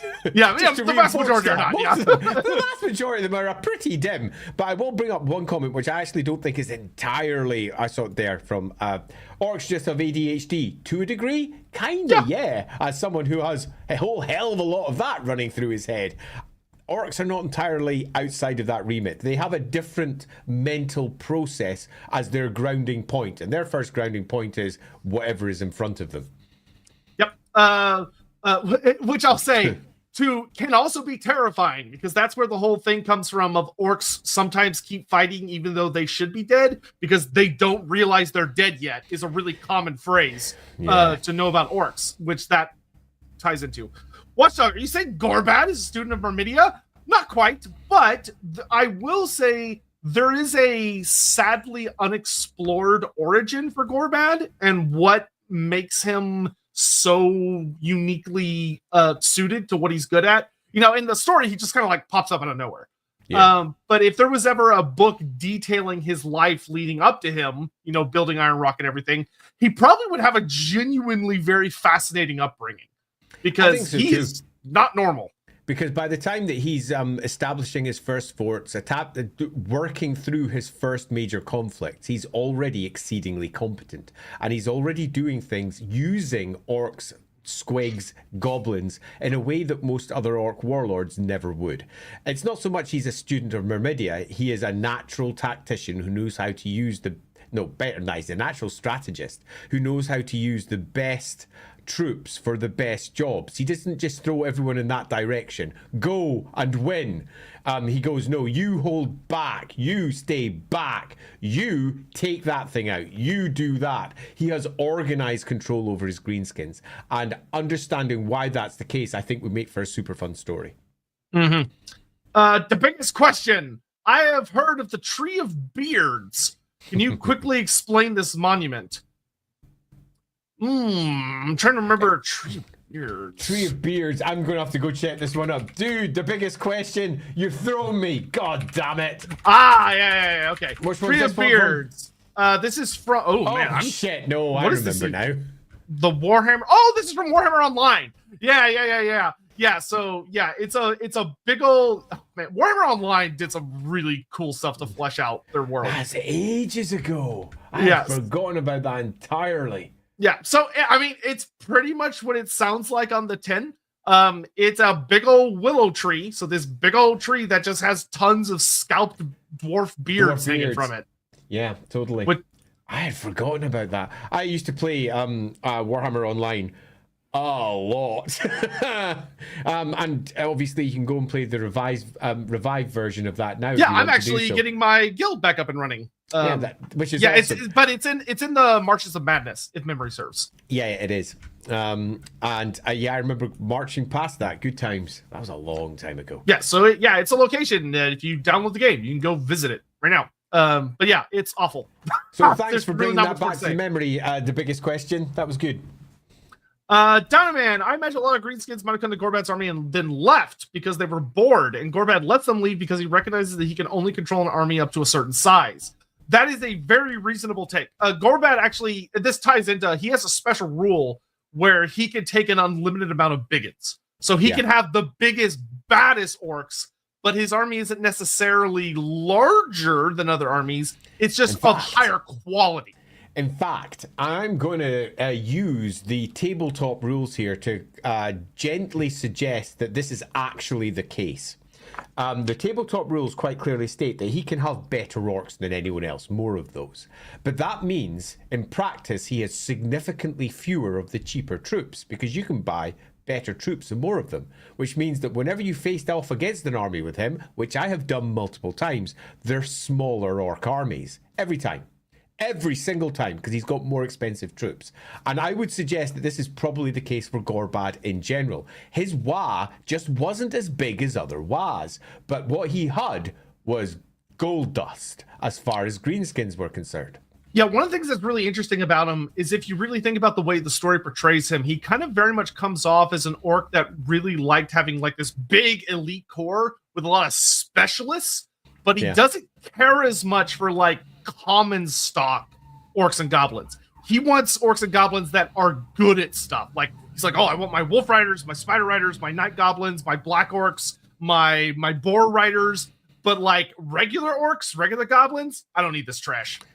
Yeah, I would suggest that the difference between Gorbad and your average orc warlord is that think of the average warlord as being played by an AI, and we all know they're stupid. AIs aren't that clever. They do lots of stupid tactics. Their troops wander around doing stupid things. They attack stupid stuff, and their actual armies are often composed of really stupid choices. Where a person who's playing the game tends to always go, I want the coolest shit. I want those legendary units in my fucking army. I want the best stuff. I've got a limited number I can put in my bloody Total War stack, so I'm going to make sure they're the best and they work together. It's the difference between a stupid AI, normal orc warlord, and Gorbad, an actual human mind sitting behind it trying to do the best with what the game allows. And he is trying to do the best with what greenskins allow. He's a proper thinking orc. Yep. Kobo, black orcs is too proper to be proper, Gorbad. Gorbad, so there are notes about a lot of greenskin tribes coming to join him from the Darklands, which were probably mostly black orcs. Yeah, and it's likely he had good use for them, but being where he is, he's not gonna have as many black orcs as like Grimgor has, because Grimgor is right up there on the eastern border. So they were probably one of those limited resources he valued, but he didn't have a ton of access to them.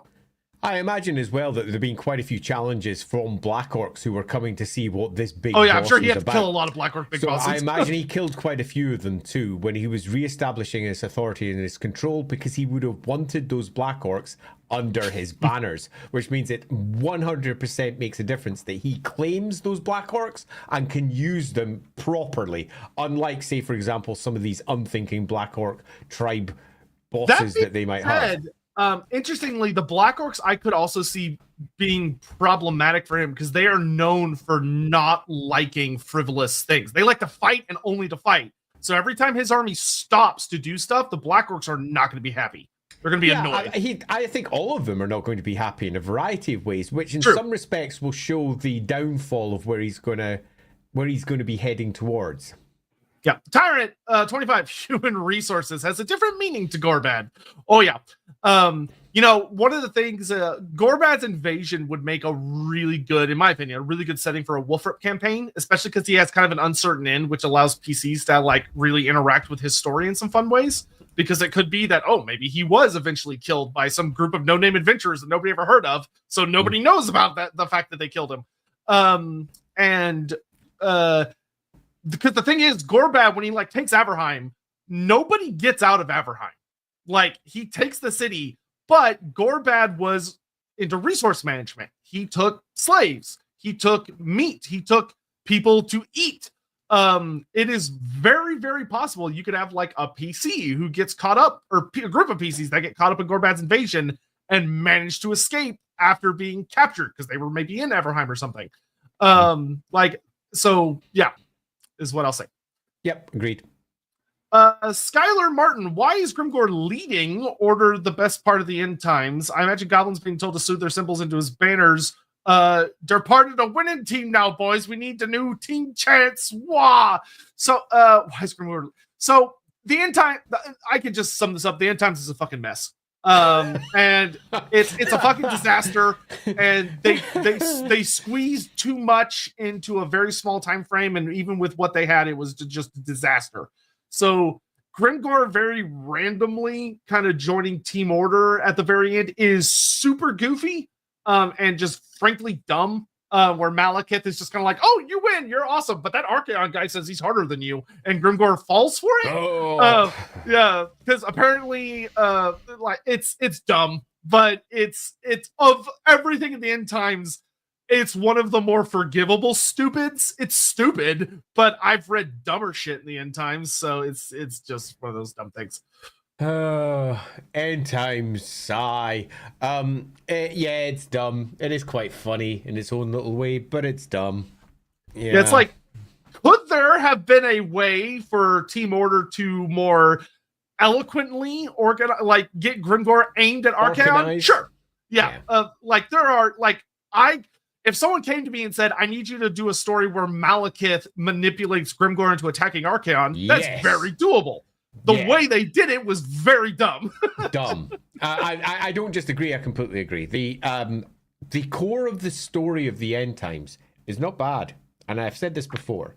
The ideas behind it, the core idea of the end of the world coming and all of these characters interacting in different ways is kind of cool. But all the specifics, how they actually did it, is so extraordinarily stupid in some places that you're just left going, this was what you wrote. This was the choice you made. This feels like it needed someone to say, yeah, great start, but how about you rewrite it, like from the ground up? So I have no issue with the idea of that. I have a number of issues with the actual implementation of how they made that idea occur. Turn 25. Sotek, what is it that attracts you to Lizardmen? When I started Warhammer, it's because I like dinosaurs, and I was 10 years old. I was just going to say it's his fetish. That's I only somewhat resent that. And as I got older, I discovered that I actually have a very deep love for like ancient custodian type races, like races that were in charge of protecting things and kind of keep doing it, even though if they don't really know why anymore. There's a lot of me that finds that as a really cool concept that I don't think enough universes use as well as I'd like them to. But Warhammer does surprisingly well. Darius Rose, theory, maybe that Gorbad could possibly be the last brain boy, like an orc created by the old ones to act as kin to a hive tyrant leading. Maybe the old ones killed them all since they're too free and dangerous. That's a very kind of left field answer, but that's one you could run with if you wanted to. So, yeah, Darius, I don't think that that's the best answer. In that I would prefer to keep 40k-esque lore in 40k.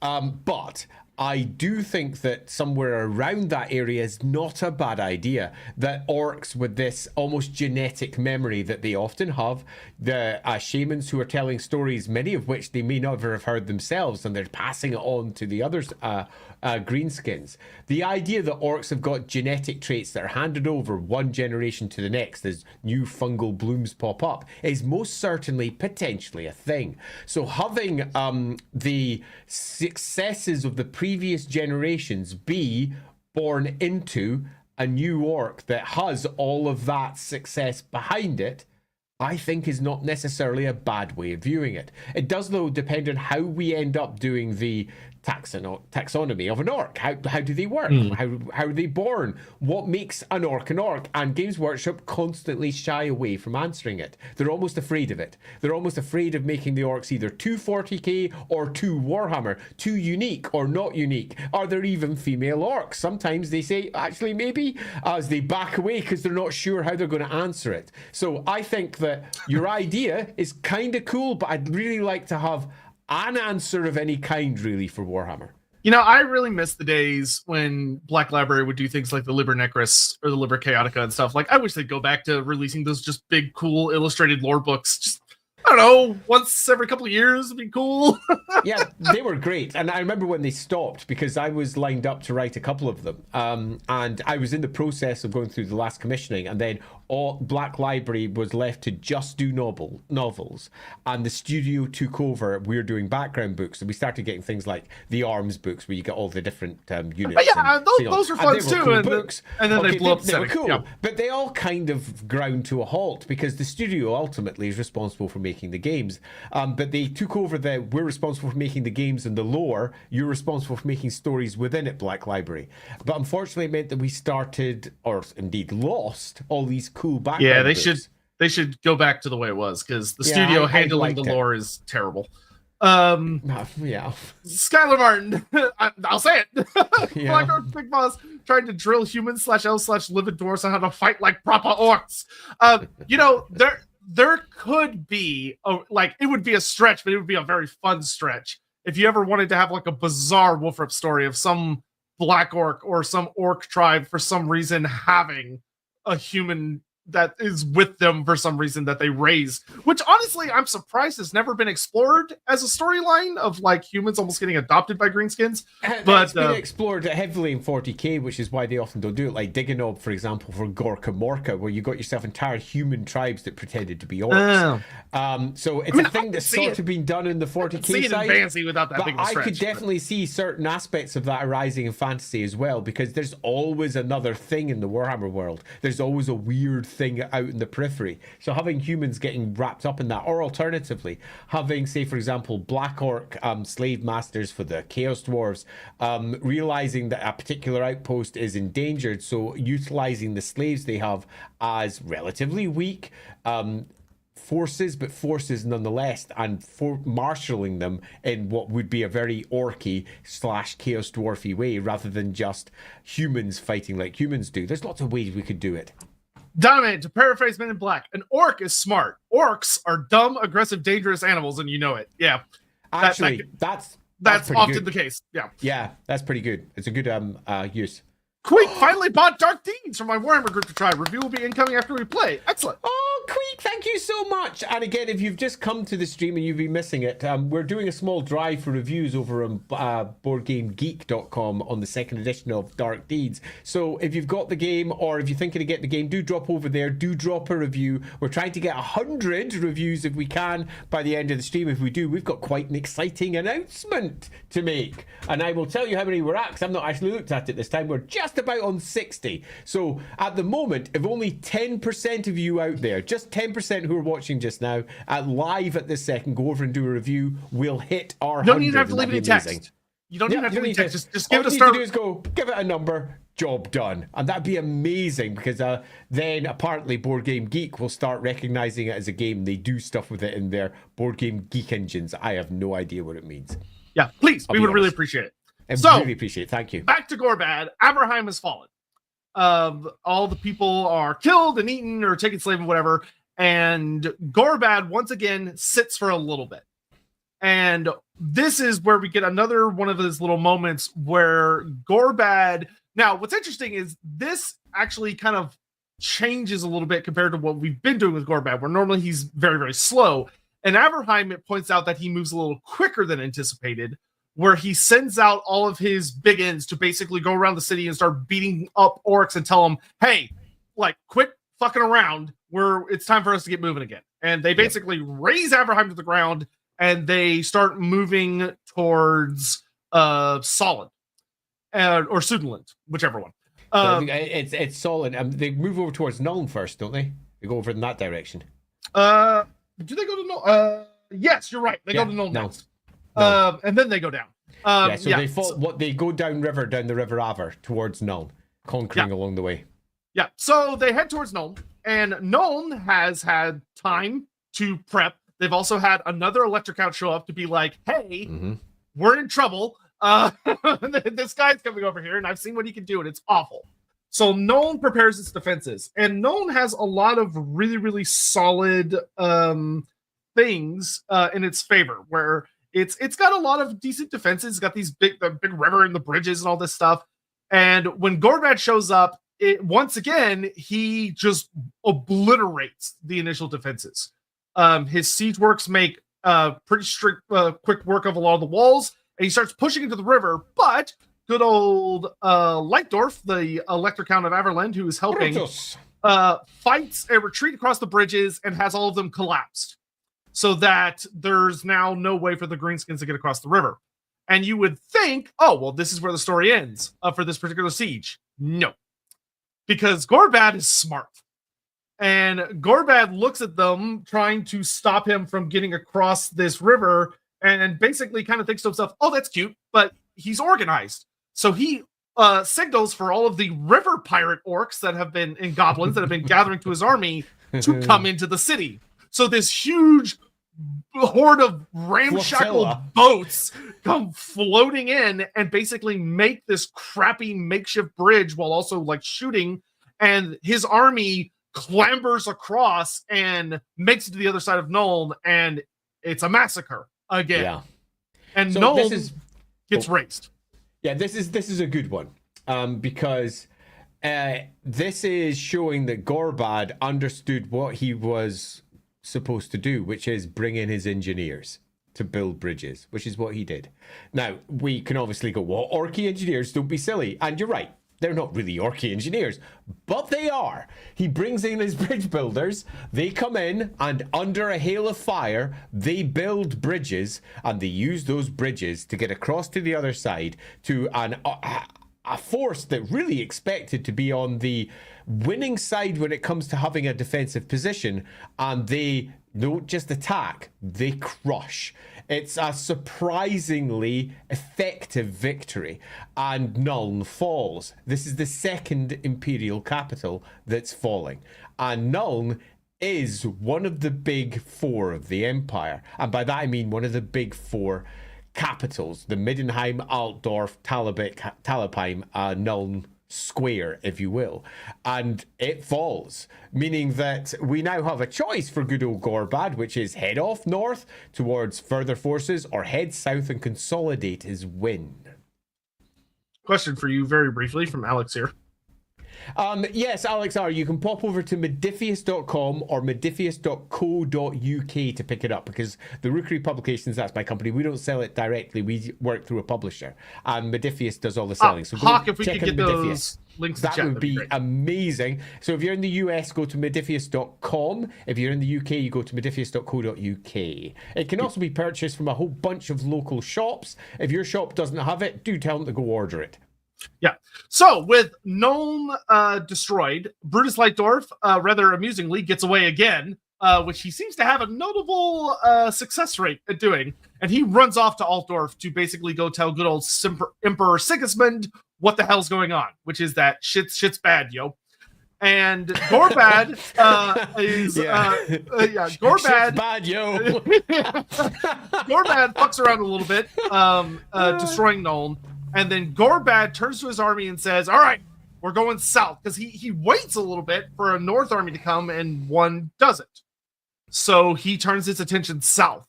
And he marches on Wisenland and Solent. And it gets ugly.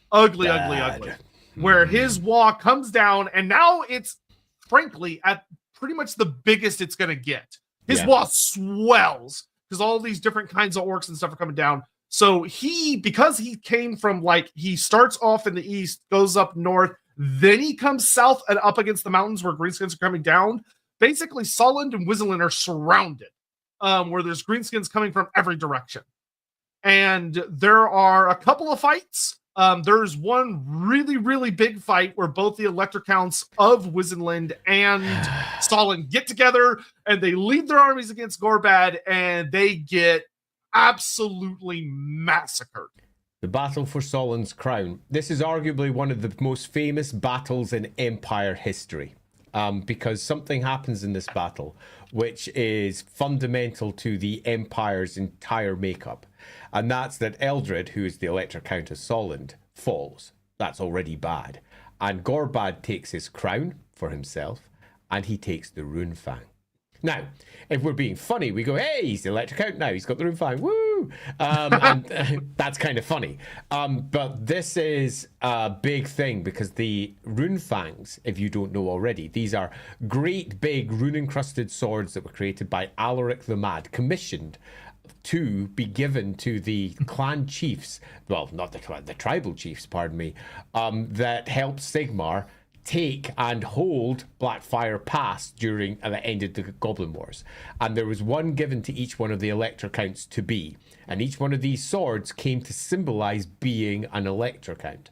They became symbols of the Empire. If you had one of these swords, you were one of the Electors of the Empire. There were some Electors on top of that too, but those swords were exceedingly important. And not only was this sword lost, but Solent was so massively shattered that the entire Grand Province is destroyed. Those ruins will still be standing there, some remnants of them several hundred, in fact 800 years later. Solent never truly recovers from this. The sun will always rise is a classic line amongst many of the Southerners who want to see Solent return as an electoral province. But the sun sets that day and never rises again. Ever. Solent wiped out. The Elector Count, dead. The crown, gone. The sword, out of here. Wizenland is also wiped out, with everyone retreating north as a refugee group. Later on, when eventually Gorbad's gone, Solent, unlike all the other provinces that were attacked, does not reclaim its own lands, and the provinces of Wizenland and to the other side Averland move into the lands that Solent had and take it for their own. Solent will never recover, and a part of that is because Gorbad took the Elector Count's weapon. One of the biggest, I think, failures of building the character of Gorbad is not giving him a runefang as one of his weapon choices. Yeah, I will say one of the things that's really interesting is that here you can actually see that the last Elector Count of Solent, good old Count Eldred. Eldred tried to do what you're supposed to do. He went for the head. He goes for Gorbad. Yeah. And to his credit, he manages to fight his way to Gorbad wielding this runefang. But when he gets up to Gorbad, he gets absolutely butchered. Like, it talks about Gorbad cuts him in half with a single blow from Morglor the Mangler, and then takes the runefang, takes the crown of Solent, puts it on his head, which sadly is also not shown on his model, and it should be, that he should have a little crown up there. He should have a crown, and he should have that sword. He should be able to frickin' use it, because it's really good. Yes, he should. And then he feeds the remains of the Elector Count to his pig, while the entire province is, like we talked about earlier when he was going up into the moot, meticulously picked apart.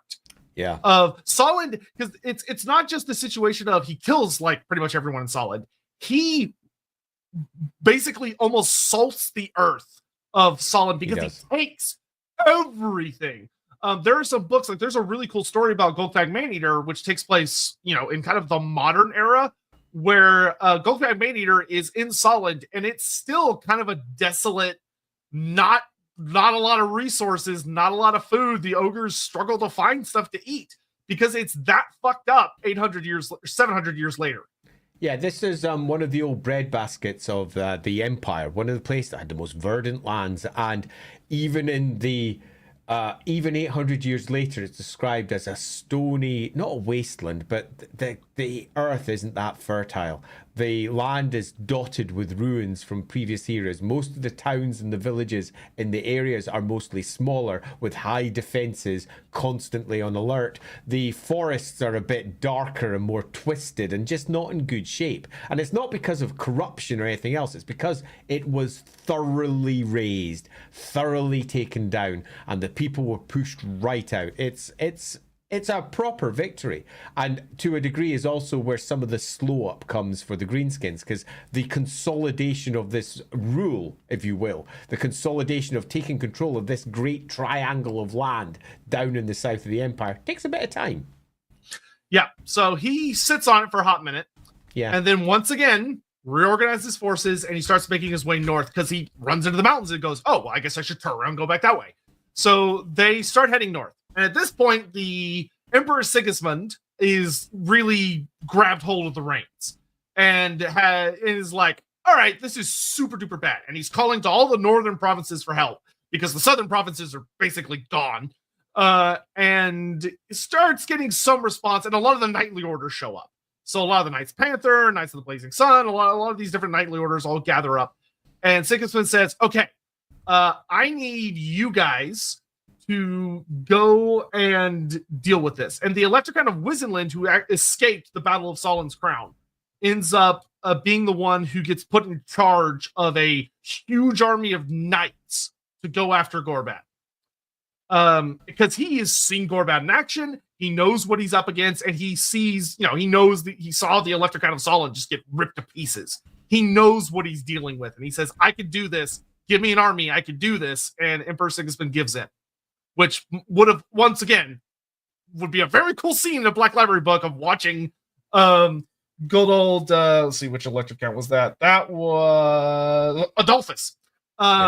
Count Adolphus trying to convince Sigismund to give him this giant army of knights instead of just holding on to them. But somehow he convinces him. And this leads to the first and frankly biggest mistake Gorbad makes, which is that it's noted that when Gorbad starts heading north, Gorbad is kind of riding high. He's got a Runefang, he's got a crown, he's trampled 2 massive cities, he's on a huge win streak. And his cavalry force ends up moving much further ahead than his main horde. Where normally Gorbad keeps a really tight rein and moves as a really organized group, it talks about his cav force gets notably far ahead of the main body of the wall. And granted, still a big army of just boars and spider riders and wolf riders. And the wolf riders run into this big army of knights. Obviously, wolf riders do not do well against very heavily armored knights. They get kind of trounced.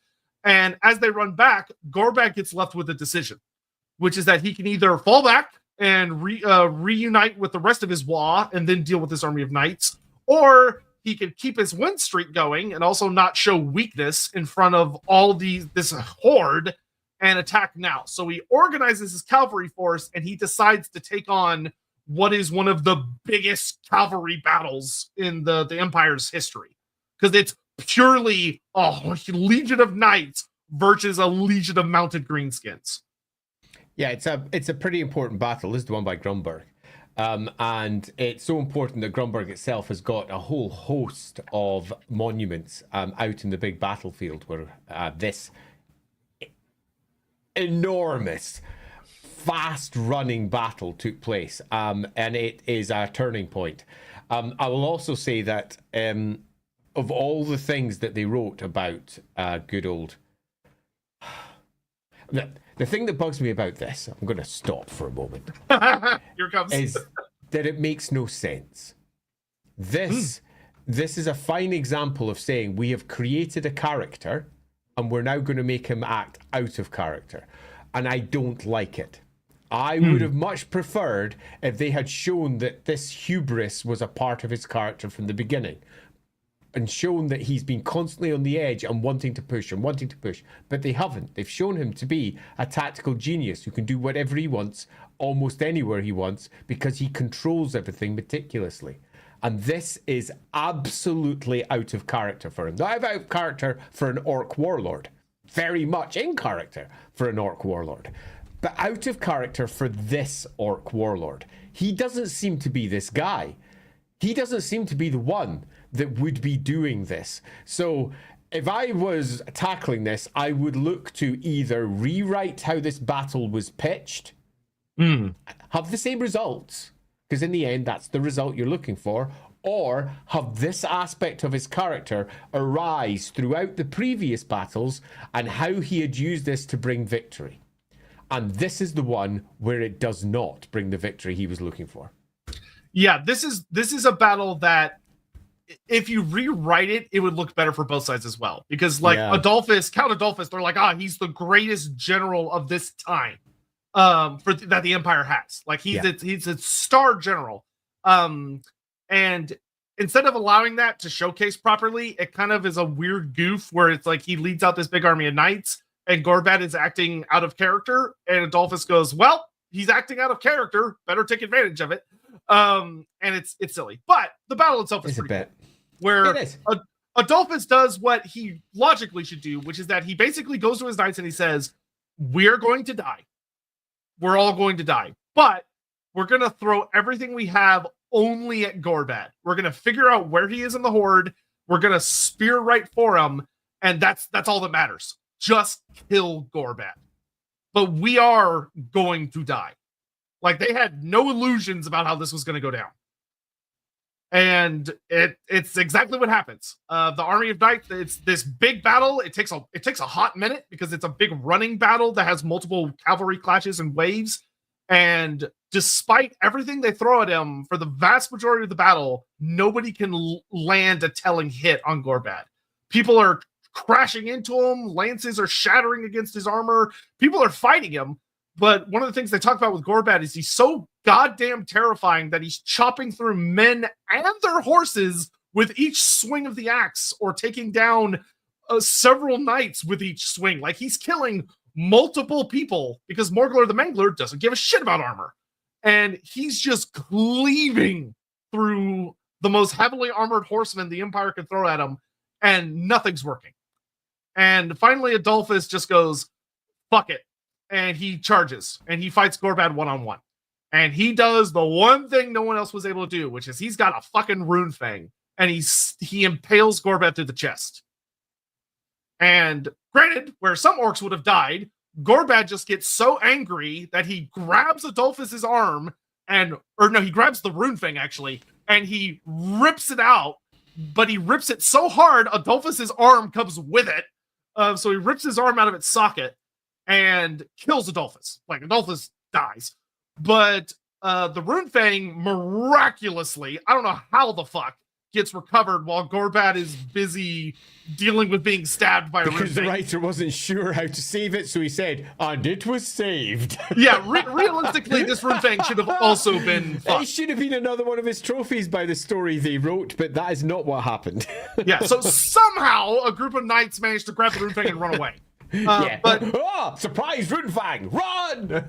Yeah, Count Adolphus is killed, and so an electro count goes down. But Gorbad is dealt this wound, and this is the most critical part of his story, because what's interesting about this, and I'm assuming it's a property of this particular rune fang, is that when the Wizardland rune fang wounds him, it never heals.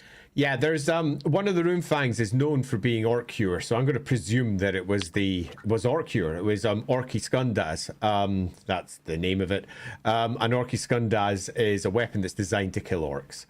So I'm going to presume that was the rune fang that was used. I can go check it up. I can't remember which rune fang that belongs to. And it hurts. Yeah, it hurts like a bitch. Yeah, it does. And I mean, if you've ever had a serious injury in your chest, you know those muscles move a lot more than you think they do. Oh, gods, do they? COVID killed me for 6 months. I know about that one. Yeah, and this is the thing that I was alluding to earlier that I'll now take a moment, which is this is the biggest fucking difference right here between Grom and Gorbad. Is that Grom, if you go read some Black Library short stories about him, Grom also gets cut by a rune fang. Yeah. Where Grom gets cut by it's the one that's more fire associated. I think it might be maybe. Yeah, I can't remember. It's either the right rune fang. Yeah, I think it's Draktuki that gets him. Yeah, but he gets cut by rune fang that burns him, so he can't regenerate at that moment. But Grom gets away. But Grom heals. He regenerates. Grom getting wounded isn't that big of a deal. He's really hard to kill. Gorbad gets that one major wound and it fucks him. Yeah, and orcs normally aren't too bothered by this stuff. Orcs basically regenerate also, just in a very slower way. You pull an orc's arm off, and he puts it back on with a couple of stapled in pieces with metal. Mm-hmm. That orc arm will work again. They effectively are unkillable with that sort of idea in place. They can literally lose their head, and if it's placed back on, they could potentially survive it. Orcs are very hard to kill, and this is a big orc who is, if anything, harder to kill. But in this instance, he was clearly struck by a rune blade that was designed to kill orcs. That is it. And he was struck by magic which was designed to kill him. Dwarf runes, they work. And to be credit, he survived it. And he still survives. So I love this whole battle in terms of what it does, as in the story for him, the fact that he gets wounded. What I don't love, though, and I think I will continue not to love, is that it makes him look like an idiot. And up to this point, he hadn't been. Adam, I heavily agree with this. Should have made it clear in the story that the Empire General should have actually taken Gorbad's attack seriously and doesn't underestimate him, using extremely clever tactics instead of traditional orc fighting tactics. Yeah, I think if they had treated it more of a watch this incredible battle of wits, of strategic genius between Adolphus and Gorbad, that would have been amazing. Where Adolphus loses, but in losing, he manages to land that blow on Gorbad. That would have been a way better way to tell this story. And I think it would have been an absolutely marvelous bit of him basically making the sacrifice, the classic chess maneuver where you sacrifice some pieces so that you can get your checkmate. Realizing that there's no way to win otherwise. We're not going to win this. There's only one thing we can do, and we have to get to Gorbad. It should have been Gorbad dealing with someone who does something quite unhuman. He knows how human tactics work, and he sees them using almost more orky style tactics where they are slamming and hitting in hard. It would have been super cool. Traditional anxiety. I will say good luck finding authors that keep Witch Rune things or Witch consistent is all I'll say. Visenland Bloodbringer is not actually consistent with other ones as well. Visenland in particular. You got to remember that the rune fangs down there have to include the Solid Rune Fang, which goes by multiple different names also. But yeah, Stirland, it wouldn't surprise me. In fact, if it was, pretty sure it is actually. I think that's the one I've got for it as well. I've got an entire article about Rune Fangs written up somewhere in World Anvil. Yep. All right, let's get caught up on Super Chats, and then we'll head into the finale of Gorbad's story. Yeah. We're cooking along pretty good. The biggest question, are Warhammer orcs smart on accident? In 40k, it appears as though orcs are smart via divine intervention, or they begin to become crorks. Orc poetry? So I would say that unfortunately the answer is kind of yes. Yeah, it's essentially random. But it probably shouldn't be. Yeah. Yeah, and I agree. The problem isn't that Warhammer orcs are arguably smart on accident. The problem is that they haven't decided what Warhammer orcs are. And the second they decide that, you can then say, is it by accident, or is it something that hasn't happened by accident and is in fact a part of, for example, their racial memory passing down orc by orc by orc, or as it moves through fungal spores, or is it something else? How exactly are they working? So I think it's hard to answer that with any clarity. Yeah, because I mean, I would love if Games Workshop would like give Black Library a job of, hey, you know the Liber Chaotica, where it's like it talks about chaos, but for 40k and fantasy at the same time, and how they're different and how they're similar and stuff. Do that for orcs. Make a big greenskin book, and it's 40k and fantasy. Right? Yeah, like that would be a kick-ass book full of like cool illustrations. They could charge like $100 for that, and people would buy the shit out of it. Yeah, I would. But I doubt they'll ever do it, but I'd love that. So Million, Gorbad gets isekai'd. Where does he go? he seemingly does. He seemingly gets hit by a truck at a certain point that we'll discuss, and he just kind of vanishes. Where would he go? Yeah, really. Ricky Chapman, we met a human who was raised by Black Orcs in our Wolfrip game. They thought it was screaming wah instead of just a baby crying. The war boss found it funny and kept him as a pet and later a personal chef. That is genuinely very funny. Yeah, the idea of a greenskin misinterpreting a baby's cry and saying, "Oh, he's saying wah." That's the sort of stupid joke that often pops up in Warhammer. I kind of like it. That would be a great. I would be like, yeah, that makes total sense. I could totally see that. Phil, do we know anything about the second Battle of Blackfire Pass? Could Gorbad have been involved? Man, I'll tell you, there's been a lot of great battles in Blackfire Pass. I don't know how exactly the people in universe classify what gets the second one, because there's been a lot, but it seems to only be when the good guy or the Empire it's only wins. When the Empire wins that it counts as the numbered one. And apparently they don't win that often. Because they've only got 3. Yeah. But I don't believe there's any canonical notes about the second one.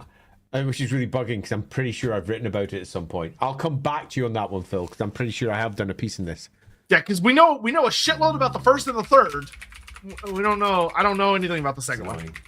Kobo, one thing I love about Gorbad's Total War model is that he has Salen's Runefang strapped to his back. Yeah. That is hilariously disrespectful. Yes. I wish he would dual wield, but yes. Dino Man, are all orc tribes usually fully united under one overall leader? Haha, no. I had an idea for a tribe where the orcs consider themselves culturally part of that tribe, but they are usually more a collection of competing warbands that merge, fight, split on one. That's what they actually are. Yeah. Yeah. Dynamite, you've already got it. That's what they are. I've got an article over on my ancient blog about building a Warhammer tribe using just the rules for Warhammer Fantasy Roleplay 4, and it's pretty much what you described it. I'll do a link to that, actually, while we're discussing stuff. Yeah, tribes are, tend to be kind of cultural collections of mobs, with almost each mob being its own tribe. But there's, a cultural connection and a geographic connection that kind of keeps them vaguely together.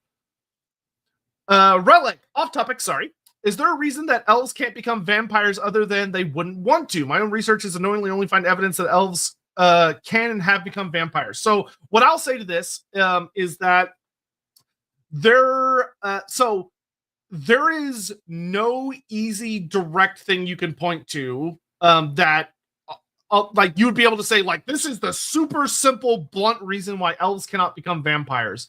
In the same way that most authors will have it where they can't or don't, and the very, very few times they do is either from very, very, very old stuff or from really weird books like the Karak Asgal book, I think it is, which has some weird shit in it. Generally speaking, though, most people, myself included, tend to go with the idea that the elixir of immortality is very specific, and it has a very specific function, which is that it turns humans. And that if someone not human were to be bitten and stuff by a vampire, it wouldn't do anything, because it's kind of like imagine a virus transmitting between different species.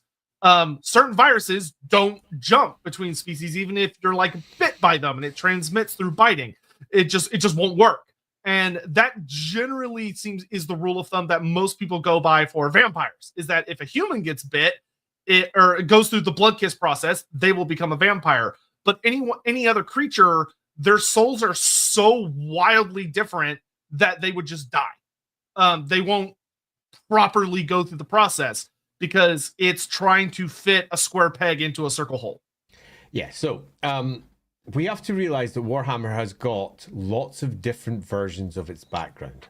If we go back to the first edition of Warhammer Fantasy Roleplay, so that's the first to the third edition of Warhammer Fantasy Battle, general fantasy rules apply. And in general fantasy rules, vampires are basically anyone that gets turned by another vampire. They don't even, during this era, have different bloodlines. There's no Lamians, there's no Karsteins. And during this era, totally fine to create vampires from pretty much anything. Hell, you have half-orcs because there's orc females back in this era of Warhammer.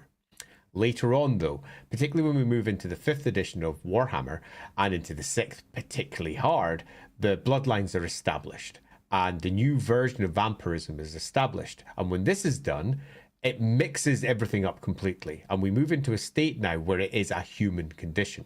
But the Warhammer Fantasy Roleplay writers haven't caught up. And some of those keep on trying to use the existing vampire rules from where they were playing with back in first edition in later editions. And occasionally what they write slips through into a book and someone doesn't edit it out. So you will find examples where they say, yeah, you could turn something else into a vampire. Almost certainly should not be the case. But the Warhammer world is big.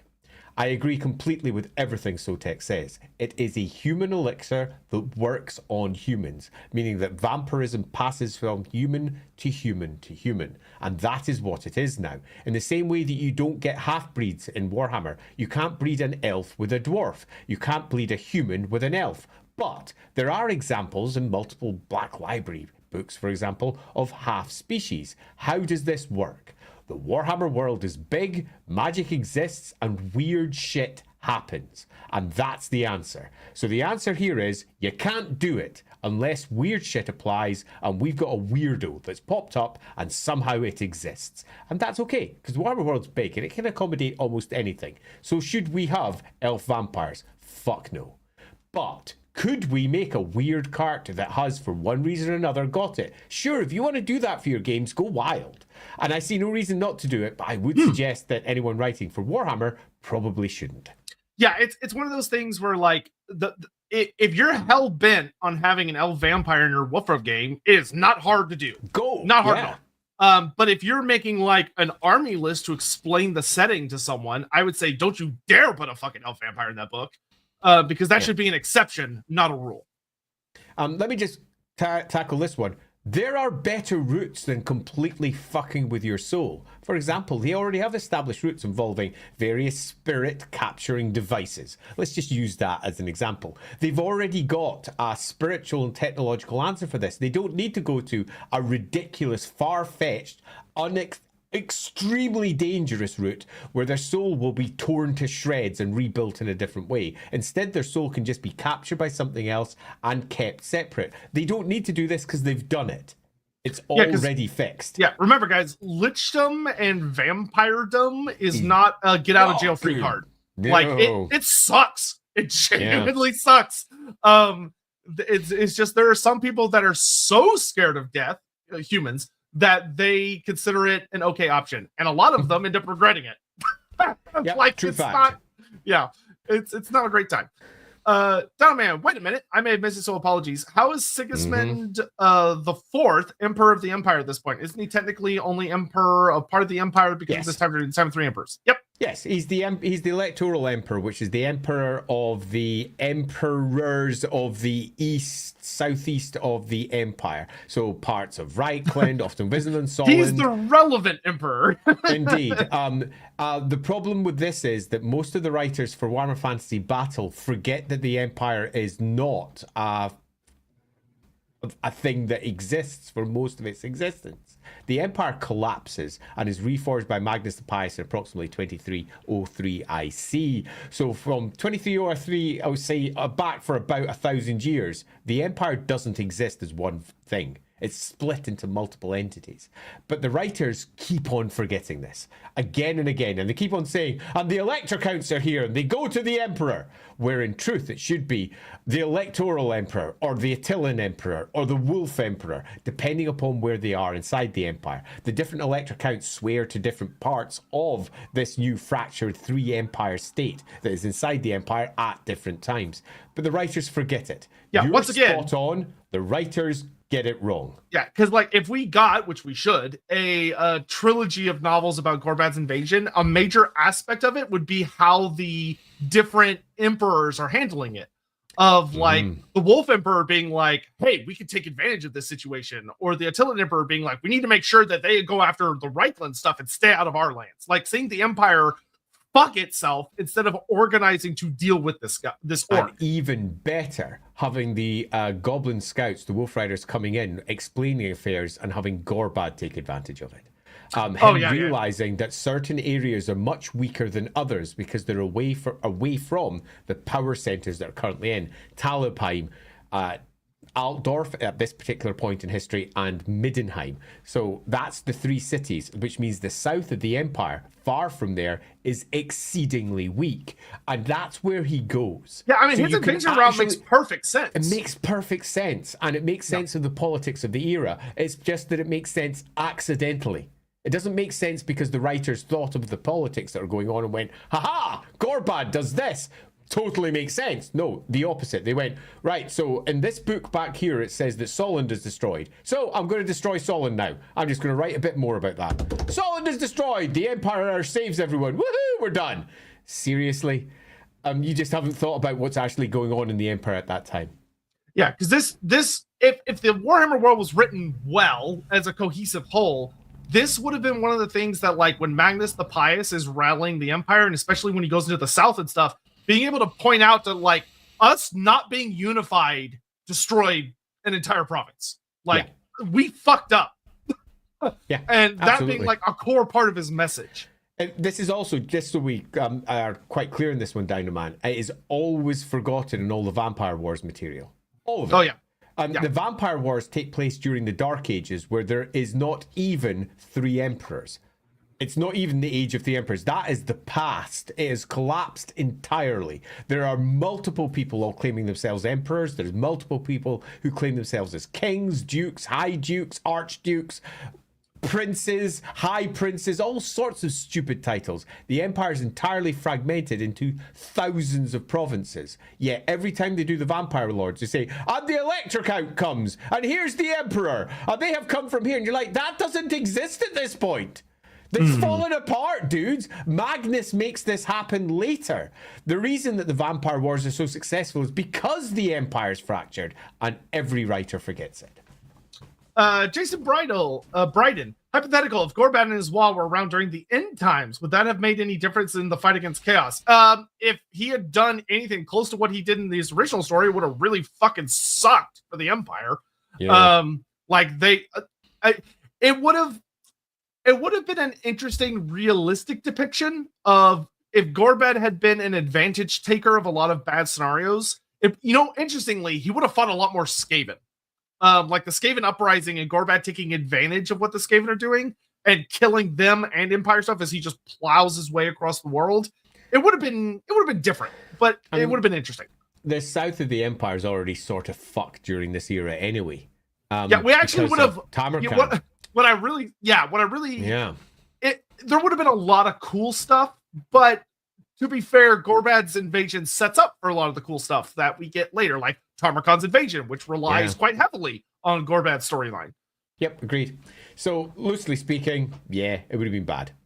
Darius Rose had a dream that a WWE crowd was just orcs watching John Cena wrestle, not understanding wrestling was fake. They thought Cena was this immortal, unlikable warrior who always kicked out at 2 and terrified them. Wrestling's not fake. You can only call it fake if you say acting is fake. Yeah. How many people go to the movies and say, this is fake! This is fake! Oh, this is just all fake! You don't say that about movies. You don't say that about the theatre. That's all it is. It's entertainment. It isn't fake. It's entertainment. I am drawing a very hard line underneath that one. I'm triggered. Yeah, I will say, the idea of greenskins watching a concept of wrestling, which is amusing. Entertainment form of performance art as opposed to actual trying to kill each other fighting is genuinely very funny. Of orcs believing the show powers of the various wrestlers. Yeah, it's a good dream.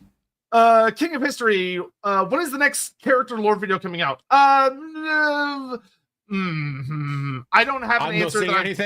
I don't have an answer that I'm comfortable giving on that, but I will have news soonish. But there's some. Talk to me later. Talk to me on one of my streams. This works really well, just doing it live. Yeah, doing it as Lorebeards. And it's so much easier than writing an entire video, putting the whole thing together, and doing it all when we can just sit and have a chat. That's true. Boglar Amoeba Muncha. If 99% of orcs just want to fight, what does Gorbad do it for? Does he why does Gorbad do what he does? Does he enjoy it for the commanding and tactics, or just for the results of those strategies? Does he want to be on top? What makes him tick? That's a great question. That honestly isn't super hardcore addressed. It's not, particularly because his motivations change throughout the course of his story. His initial motivations is to build and build and build, and he builds. And then once he has built and he's built his strong base, the next one would obviously be move out and conquer and consolidate from base. But he doesn't. He just goes off in a wah without any real thought or intent. And this is, I think, one of the weaker aspects of his character. An extraordinary general who makes stupid mistakes. He has got a strong base back home. He built it. And he doesn't consolidate from that point. It's an interesting dichotomy with the character that stands in comparison with, say, someone like Gorfang Ronka. Yeah, like when we deal with our Gorfangs, our Grimgors, our Skarsnags, our Azhags even, we know what makes them tick. They've got like good enough information where we know that. Gorbad, they don't really tackle that, which is a shame. Like we don't big shame. Like the closest thing that you could argue is legacy, but if it was legacy, because the most logical thing that he should have done really is like go out, grab a bunch of loot, and then go back to Iron Rock, consolidate, and like store the loot. And then move out again. Yeah, but he doesn't, which is weird. So it's kind of a thing where Gorbad, like Andy said, Gorbad was created to fulfill a role, which is destroy solid. Everything else is just kind of fluff. And unfortunately, the fluff has some holes, and this is one of them. Yeah. I think, as I mentioned right at the very beginning of the stream, we've got a character who is objectively one of the best generals that have ever lived. Objectively. It's in the rules. And that's a rare thing. We rarely get rules that clarify just how good someone is at a thing, because often these are ephemera. They just are hyperbolistic words that are dropped. This is the finest fighter. Then you look at Weapon Skills 7. Oh, seriously? This is the best this is the best that. But no, he actually is the best general. He is the one who should be making all the correct choices. And then they wrote him like an idiot. Yeah. So it's just one of those things. Yeah, it is.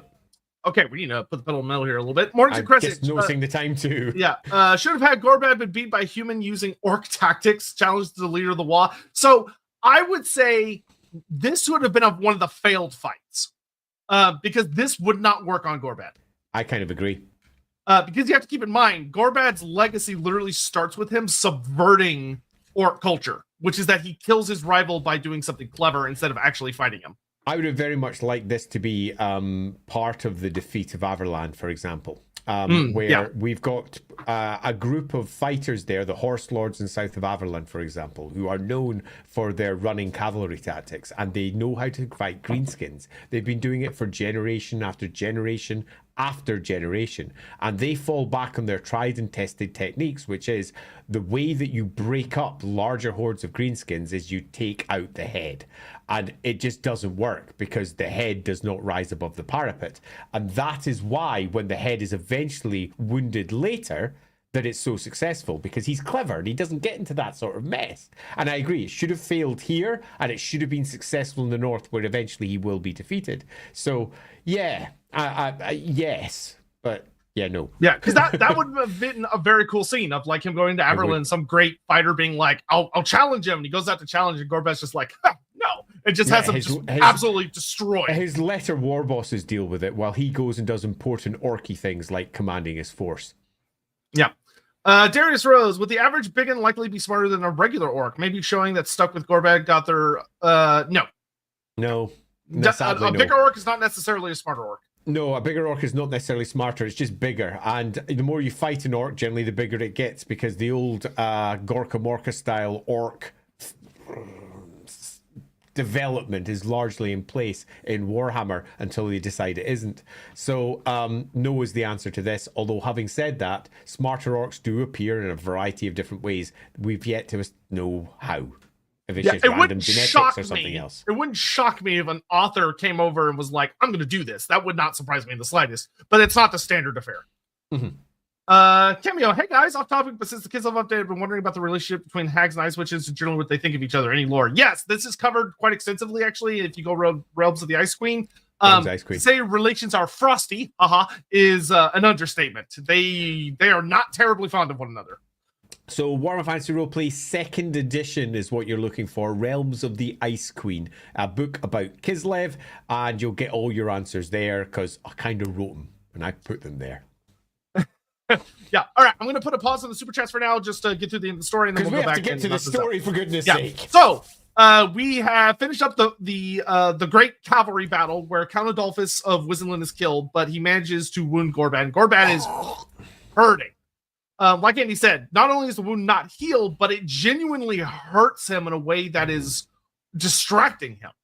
And Gorbad at this point gets pissed, and this is the moment where I think he realistically would make the error that he does, but the build up to it was stupid because there was no reason for him to do what he did. But skipping that part, Gorbad is furious, and he sends his army basically to double time to go after the retreating survivors of this battle and follows them back to Altdorf, which is where he runs into a big problem because Altdorf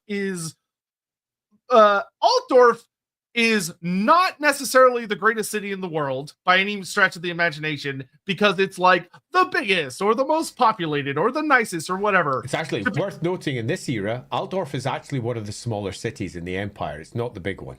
Yeah, it doesn't really inflate until its later years. It has one titanic advantage, which is that Altdorf is hiding in the middle of a big, gross, nasty-ass swamp. Yep. It sucks. It's a big marshland. And when Gorbad plows his army forward, the Greenskins run into this land and they start running into problems where people are like getting sucked into like big old bogs and dying horribly, and like there's flora and fauna problems, and the terrain starts to take a huge toll on the Greenskins because they're just pushing so aggressively through this space. Because Gorbad is so fucking pissed. And just as a small piece of commentary on that, I'm cool with that. The previous parts where I was criticizing some of the choices because they seem to go against his character. Now that he's wounded, he's hurt, and he's potentially wounded by a weapon that's actually meant to destabilize an orc, having him go rampant, having him go mad in his desire to take his revenge, 100% in this case, I think fits. He's maddened, and he ends up sending his orcs into a gigantic death trap where they're going into the boggy fens, sinking down, and using the bodies of their previous mates as, well, stepping stones in an attempt to try and get through this thick, stenching bog. Yeah. Now, to his credit, it isn't too long before Gorbad snaps out of it. Like, he gets his head back in the game and goes, oh, shit, okay. So he reconsolidates his army and he finds a safe way through this bog using his scouts, and he gets his army organized to lay siege to Altdorf. But the damage has been done, where he's suffered a pretty just devastating amount of casualties, which is funny enough how Altdorf wins most of its siege wars, is that it's such a pain in the ass to get to in the first place. True fact. And then they start like shooting at Altdorf. So they're laying siege to Altdorf, and Altdorf's held up on these big old their walls, and they're going, oh shit.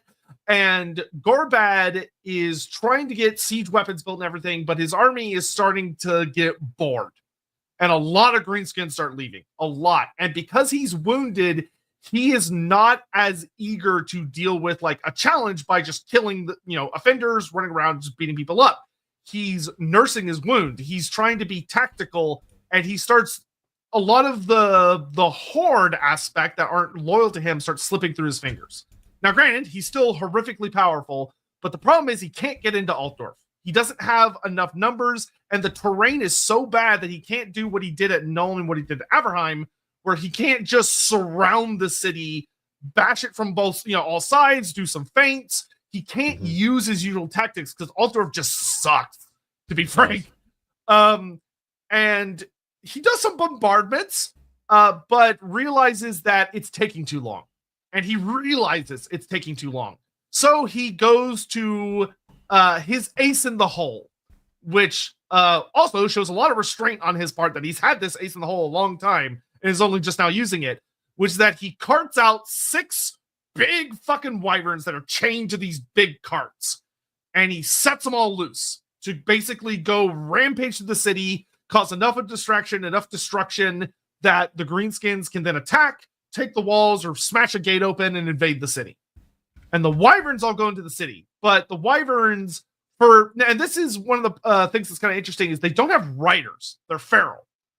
At least most of them are. And they go into the city and they do a lot of damage, but one of them even goes and lands in the Imperial Palace and kills a whole bunch of people before it's confronted by Emperor Sigismund himself, who then gets killed by it. I quite like this as a storyline because all too often the writers tend to go with, if I've got a character, it has to be killed by the other character, and that's it. But in this case, nope, the Emperor's killed by a rampaging wyvern through the halls of the palace that has blasted its way in and is just crawling through for a good few hours, eating its way through anything that tries to get in the way. Brilliant. Love that. Yeah, there is something quite amusing about imagining this great, the build up to this great emperor wielding a runefinger, Galmaraz itself going up against a wyvern, and he just dies instantly. Yeah. Good so times. he gets 8, which is a bummer. But after he dies, most of the wyverns just kind of fuck off or go to sleep or Yeah, do animal it's things. an interesting little bit here because they've got a bit where, you know, the wyverns didn't do what they were told to do, where they were supposed to open the gates. It's like, what the fuck? What wyvern's ever going to open a gate? Yeah, what the hell is this nonsense? I feel like the author just kind of. I feel like what it should have said. Making sense. I feel like what it should have said is the wyverns were meant to cause enough havoc that the greenskins could like open the gates. But the author genuinely says the wyverns were supposed to open the gates, and you go, "What? What the fuck?" Yeah, What do you this mean? is one of those bits where you can't help but think the editor should have said, "Have you thought this through?" I mean, take a moment. Have you really thought this through? So anyway, let's pretend that they wrote what they probably should have wrote, where the wyverns were meant to cause enough havoc. They don't. Havoc, yeah. Yeah. But they cause a lot. It's worth A lot, to kill but the not enough. emperor. Yeah, true, For which is great. goodness sake. I mean, I would argue that given what is described, 6 wyverns, which in the greater scheme of giant armies isn't that big, 6 wyverns causing havoc and killing the emperor is all he could have asked for. He got it.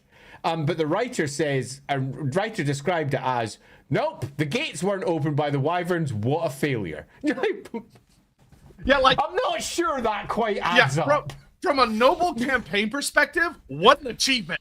Yeah. But, 100% successful, yet somehow that's turned into a defeat point. Yeah, that was a fun one. But in any event, you know, to be fair, Gorbad and his lads don't know the Emperor got 8. So Gorbad realizes that with what he has, he can't take Altdorf. And so he calls a retreat, which is actually super interesting in my opinion, because very rarely do we get to see war boss. Like most war bosses will just be like, fuck it, I'll just go in myself. Gorbad doesn't. He says, you know what? I'm going to fall back and I'm going to consolidate. But this time that doesn't work out for him. And mostly because he's wounded. Like it notes Gorbad doesn't actually take to the fight at Altdorf at all. He doesn't fight because he's too hurt. And so he falls back, and a lot of Empire armies start kind of chasing him. A lot of cavalry forces harassing him, and he just starts bleeding army. Like he's just like, a lot of greenskins are like, oh, well, he lost impetus, which is how it goes down. Like it's honestly a very good showcase of how a WoW dissipates. Is that he doesn't even really lose because he's not defeated. He just backs off. But for the greenskins, they're like, oh well, we lost momentum, so they just start leaving, sneaking off, which causes horrible tragedies for like surrounding provinces. And Bretonnia also gets like a 5-year invasion from the offshoots of his WoW. But Gorbad himself runs away, and he runs all the way back down south. He runs through Blackfire Pass, and he looks like he's going to get away until the Battle of Blood Mountain. And this is where he runs into a very unexpected army, where he comes through Blackfire Pass, and Blood Mountain's like just on the south side of the pass. South side of the pass. It's just beside Heidelberg, if you know your mountains of the blood of Blackfire Pass. You got Heidelberg, where a big Shaolin monastery is, and then that mountain's just the south of that.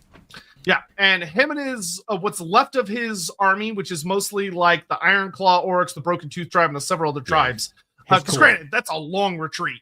Come over a crest, and they find a big old throng of dwarfs waiting for him. Yep. And the dwarfs say, "Fucking, it's crunch time!" And there's a big battle. And this is where, of course, we get to the mystery part, which is that the story literally ends with Gorbad fights this great final battle where he kills a lot of dwarfs. And the last time we see him is that he gets cornered against the mountain, surrounded by dwarves, and he's killing them with Morgul the Mangler. Like he's just killing dwarfs with each swing, and the end.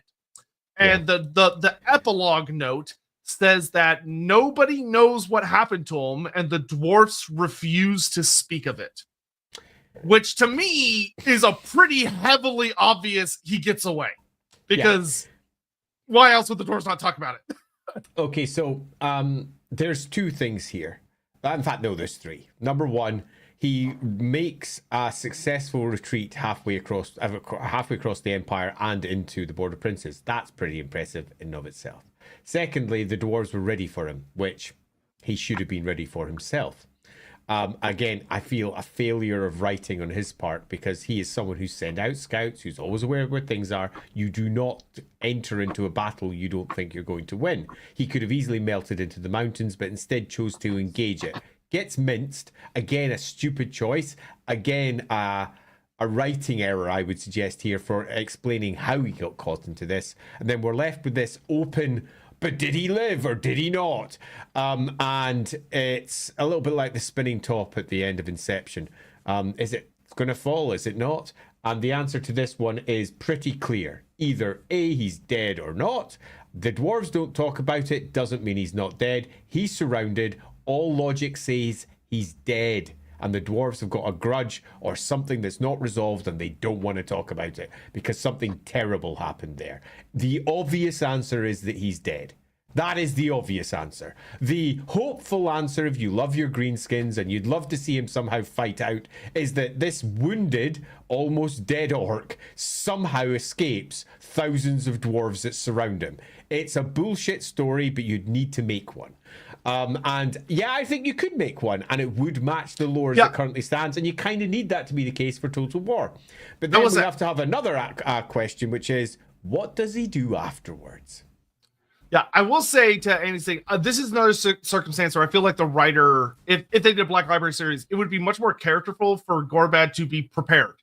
That when, like, he knows the dwarves are blocking a route and he's got like an Empire army chasing him, dwarves in front of him, and he pulls off a miraculous escape to show off that he's fucking Gorbad. That maybe his army gets destroyed, but he gets away. That would be great. And I would prefer that to the end that we currently have, which is, and he's surrounded by all the dwarves. Did he make it out? Well, with what you've written, the answer is no. He didn't. And we all want it to be the opposite because we're kind of rooting for Gorbad because it's the Gorbad stream. Realistically, super dead. Yeah. It's super dead, realistically. But I also agree that the proper answer should be that Gorbad, the master strategic mind that he is, realized a path through it all that allows him to reach an escape point and allows him to get back to his own fort. Truth be told, I would be quite happy if he was still in that fort to this day, being a threat there, but also being this gigantic, very powerful orc that actually is bearing wounds.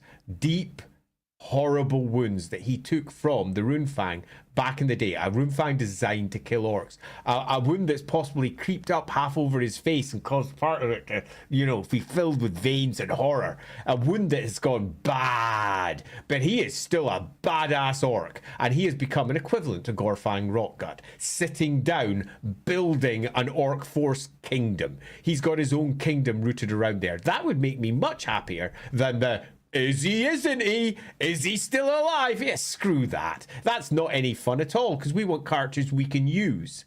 We want characters we can play with in battles and have a laugh with. And having ourselves a really cool, injured orc who comes out and defends his fort as and when required and sends out forces and controls the pass. That's kind of cool.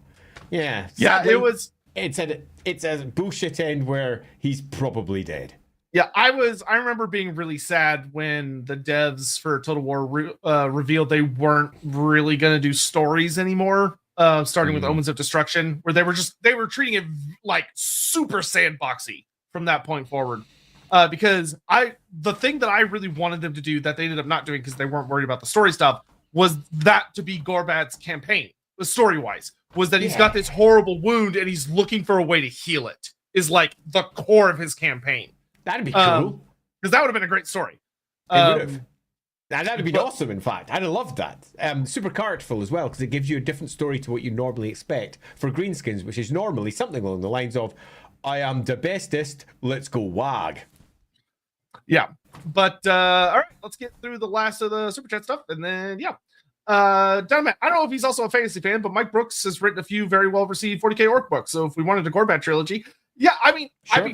I'd be fine with that. I know if I were in charge, I'd be like, let's make sure let's explore. Let's sit down and explore what are the differences between our 40k orcs and our fantasy orcs to make sure that the book doesn't accidentally end up just being 40k orcs in fantasy. But otherwise, yes. Phil, we need a Warhammer Pro Wrestling Specialist game since yesterday, yesterweek, yestermonth, yester era. I mean, kind of Blood Bowl almost. It's kind that of type of universe. Yeah. Dino Man, thinking about it, if Gorbad was around modern day, I could potentially see him actually collaborating with Grimgor because he could see him as a hard to direct asset, kind of like Captain America and the Avengers, and Grimgor smash.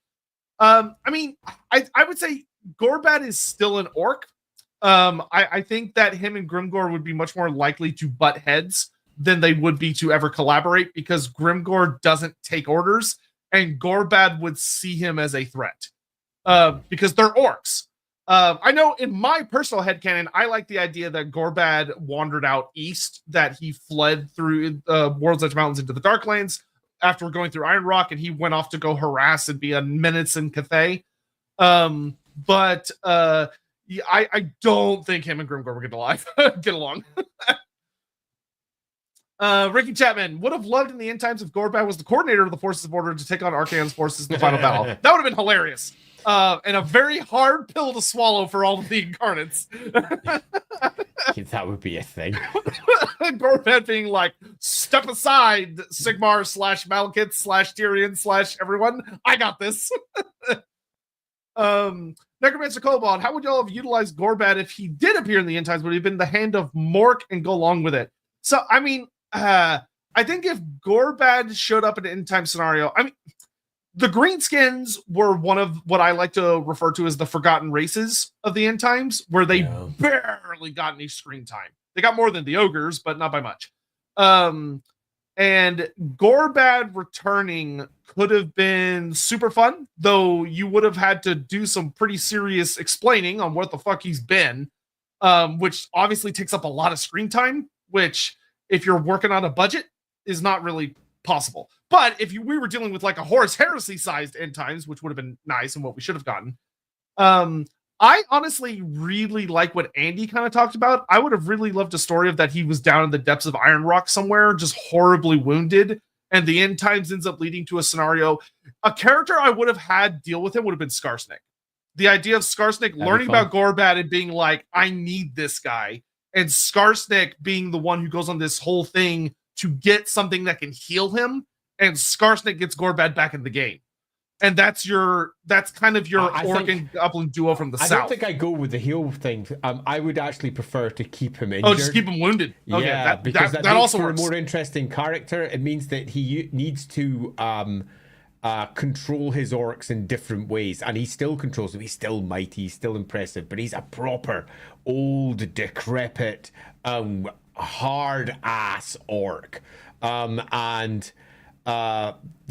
getting him to move, I think, would be one of the fun stories.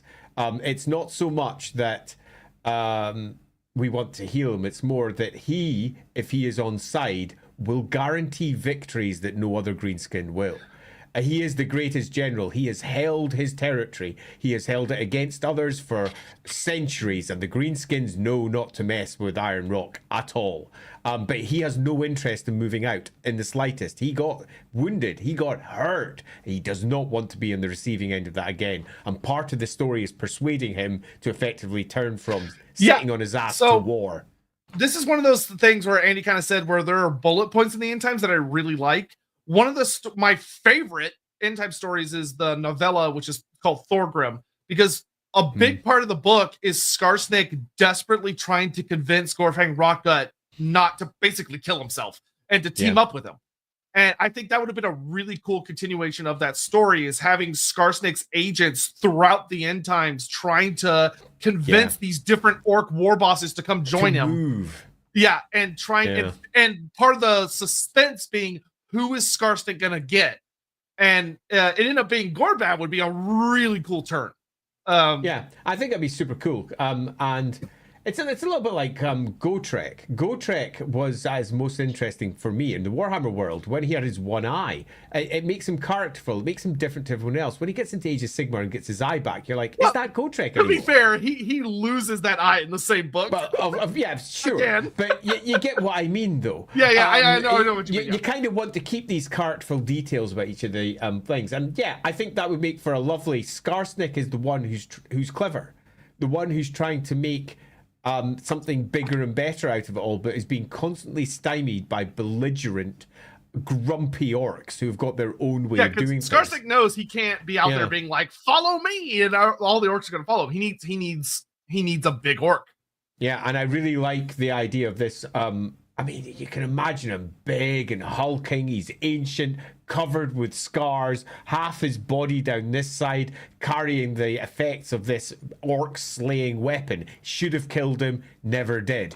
And he's like a slumbering giant beneath the rock. One day he'll stir, and if he stirs, the world is going to shake. But he still carries that slight harboring fear for the weapons of Sigmar that took him out. There's something cool about that. That should have been like the big winners of the Badlands storyline, was the Greenskins with Skarsnik and Gorbad, is how I probably would have resolved it. Because that works well, because you have that idea of Grimgor, like Skarsnik being like, "Can we get him?" And like his agents being like, "No, this dude's like completely uncontrollable."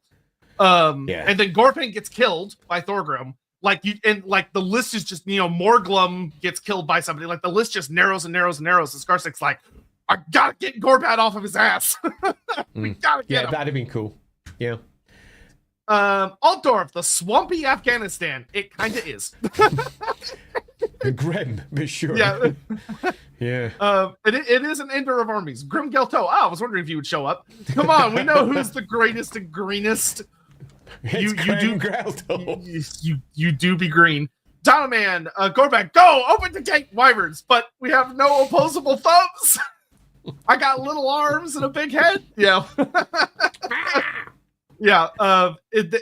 That is one of my favorite stupid quotes from an army book, I think. Of just going, what? You go, oh, well, they have riders. And then the book's like, no, they don't. And you go, no, they're just 6 wyverns. It's like those videos you see of like when someone locks themselves out of their car and they're trying to get their dog to like hit the unlock button. Come on, boy. Come on. Just open the lock. Come on, boy. Yeah, Kovo, the wyverns are open the gates, smartest orc tactician. Yeah, exactly. Super Arlok, Altdorf is so horrible, no enemy army has ever had the will to take it. A Midlander. I mean, Altdorf, has Altdorf ever fallen? I forget. I keep on getting asked this, and I keep on going, I'll check it up, because I'm certain it has, but I can't find a source. So maybe it hasn't. I've yet to properly look into it, though. But yeah, it's really bugging me. The funny thing to say would be that if it hasn't, it's definitely more because of the nasty ass swamp than any other reason. Downman, Wah questions? 2 Wah questions. Are Wahs always actively declared, or is there no definitive point where a standard warband / invasion becomes a Wah? No, there's not a standard it just sort filing of happens. Process. Yeah, there's not an application process of it just gets bigger and bigger. I mean, every single orc attack where they're shouting "Wah" as their primary war cry, you could argue is one. But the biggest ones, the biggest Wahs are the ones that cause the most damage. And there's multiple minor Wahs sliding down from mountains into various communities and settlements. They happen all the time, but the big ones are the ones that are generally recorded in the history books. Have there ever been any Wahs which are completely underground against the Under Empire? Yes, there was Wah Grimgor, which struck against Hellpit. There was Wah. Skarsnik has had some pretty horrific effects on the Skaven. And there's been, we don't get tons of details about it, but there's been a lot of wars that are kind of half mentioned. Like in the Big Red Book, it's obviously meant as a joke more than serious.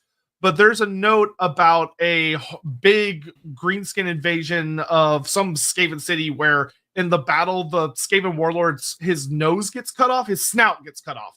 And the Skaven is so bitter about it that the war is awful until it's settled by the Goblin warlord cutting off his nose as like okay, we're even now. And apparently that brings them to peace terms, which is very funny.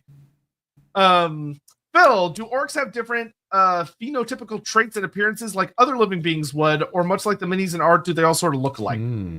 So this is again one of those questions that we were sort of referring to before in the stream, which is, what are orcs? Now, one answer would be actually no, they don't.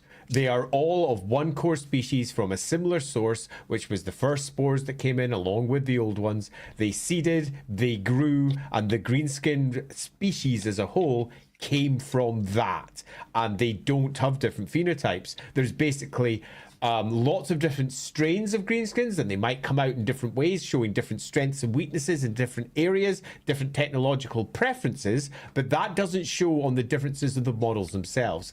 But having said that, there are tons of different types of greenskins, many of which look very different completely, and also it's quite common for things like Savage Orcs to be given a slightly different art style to the Standard Orcs, who are given a slightly different art style to others, meaning that very possibly there are. Some great examples is like the vast majority of greenskins do not have hair. Savage Orcs sometimes have hair. Well, hair squigs.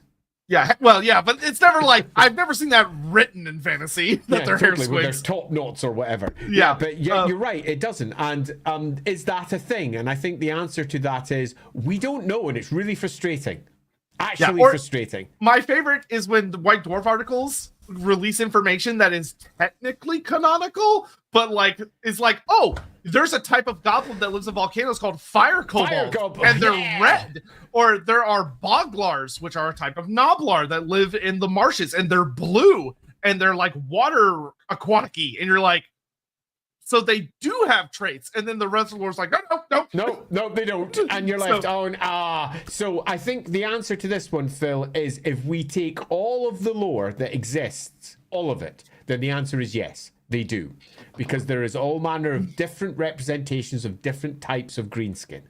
But if we take some of the versions of the lore, the answer will repeatedly be no, no, no, no. And for people like us, it's kind of frustrating because we'd like it to just all be wrapped up with a nice bow and explained so that we can understand what the greenskins are as a species. But we don't really have that answered. Now, would it be worthwhile doing for an Orky book and roleplay or something similar and taking a deep dive in that? The answer is almost certainly yes, because it would be cool. A Black Library background book and it's super cool. Yeah, but that hasn't the answer should be yes, but you can argue it either way. Yeah, agreed. All right, and that... We're done! Woohoo! And I haven't checked to see how many reviews we got by the end. I doubt we got to 100, but hopefully we got a lot closer. Yeah, I hope so too. I don't have the page open anymore. Oh no! Let's go find it. I'm looking at the page, but I don't know where to even see it. It'll be on the... I'll take a little look right now. I can't remember what the website's called. I've completely lost it. Board Game Geek. Yeah, Adam, I agree, especially because you see it with trolls, right? Like trolls are very adaptive to their environment. They're always running around with greenskins. It's at 64. Okay. Second edition, we currently have 64. Okay, so thanks very much, Hawk. 64, so that means we need 36 before we do our big announcement thing. So maybe by next Wednesday we'll have that. If you're watching this in the video on demand later, we can play it that way. I could help. Then do please pop over to BoardGameGeek.com, find Dark Deeds 2nd edition and give a review of the game. It doesn't make anytime. You don't need to put a big number of words in. You can literally just go 1 out of 10, 2 out of 10, 3 out of 10, 9 out of 10, whatever you think the game deserves. I'm not asking for you to go over there and give it a ridiculous rating. I'd rather you gave it a rating that's fair, like 10 out of 10. So do please pop over and give it a review. Yeah, 100% subtle. Do please give the 2nd edition of the game. It would be awesome for us because apparently once it goes over 100, we get some sort of, we go into things that their site does that I don't understand. That would be lovely. Yes, and there is an announcement that Andy and I really want to share with you, but we'll use this as an incentive. So if we can do that before Wednesday, when we're going to discuss Afterlives, finally. Finally! Yeah, apologies. There's been so much just life going on. Life. And I'm currently by myself today in the house, so I'm going to be like chilling out for the rest of the day. It's great. Yeah, so we do apologize for the recent reschedulings. The things that just got a better form. But hopefully everything should be running back in the order it's meant to be now. So yeah, this Wednesday Afterlives and that Saturday after that was a vote on your channel. Do you know what it is? Yes, and the win, unless it changed, it was not what I expected at all. Let me pull it up right now. I'm excited. What's it going to be? What's it going to be? So the winner next Sunday we will be covering. Open. With 42%, the other two tied at 29. The winner is Artifacts of the Old Ones. Artifacts of the Old Ones. Oh, those which I thought would be ancient devices. I didn't expect that one to win. That's great. Yeah. See, this is why we do the votes, because Yeah. sometimes we just don't know what you'll go for. Ariel and Orion and Kimry both tied at 29%. Nice. Okay, Artifacts of the Old Ones it is. So that's next Wednesday over on... That'll be on my Nope, channel next Wednesday, Sunday. won't it? Next Sunday, pardon me. Over on the LAWhammer channels, we will be talking Artifacts of the Old Ones, and we'll be doing Afterlives over on Sotek's channels I'll on actually the have to, Wednesday. read. Preparation for that one. Double check some things. Yeah. Homework ahead.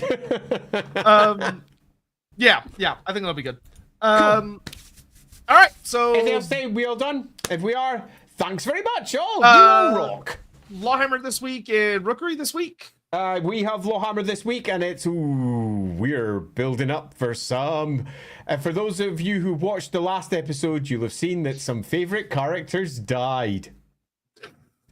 Yeah, and the repercussions of that are going to be enormous as we head into our next set of episodes.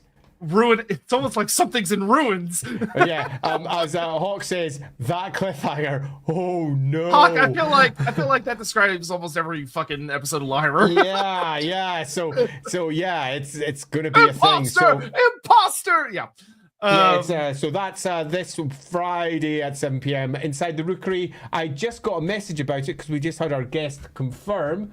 It's going to be. I can just check it up while I'm here. Thought Punks. Ooh, how exciting! Coming along, talking about open source gaming and stuff. Oh, okay. Open source gaming. Interesting.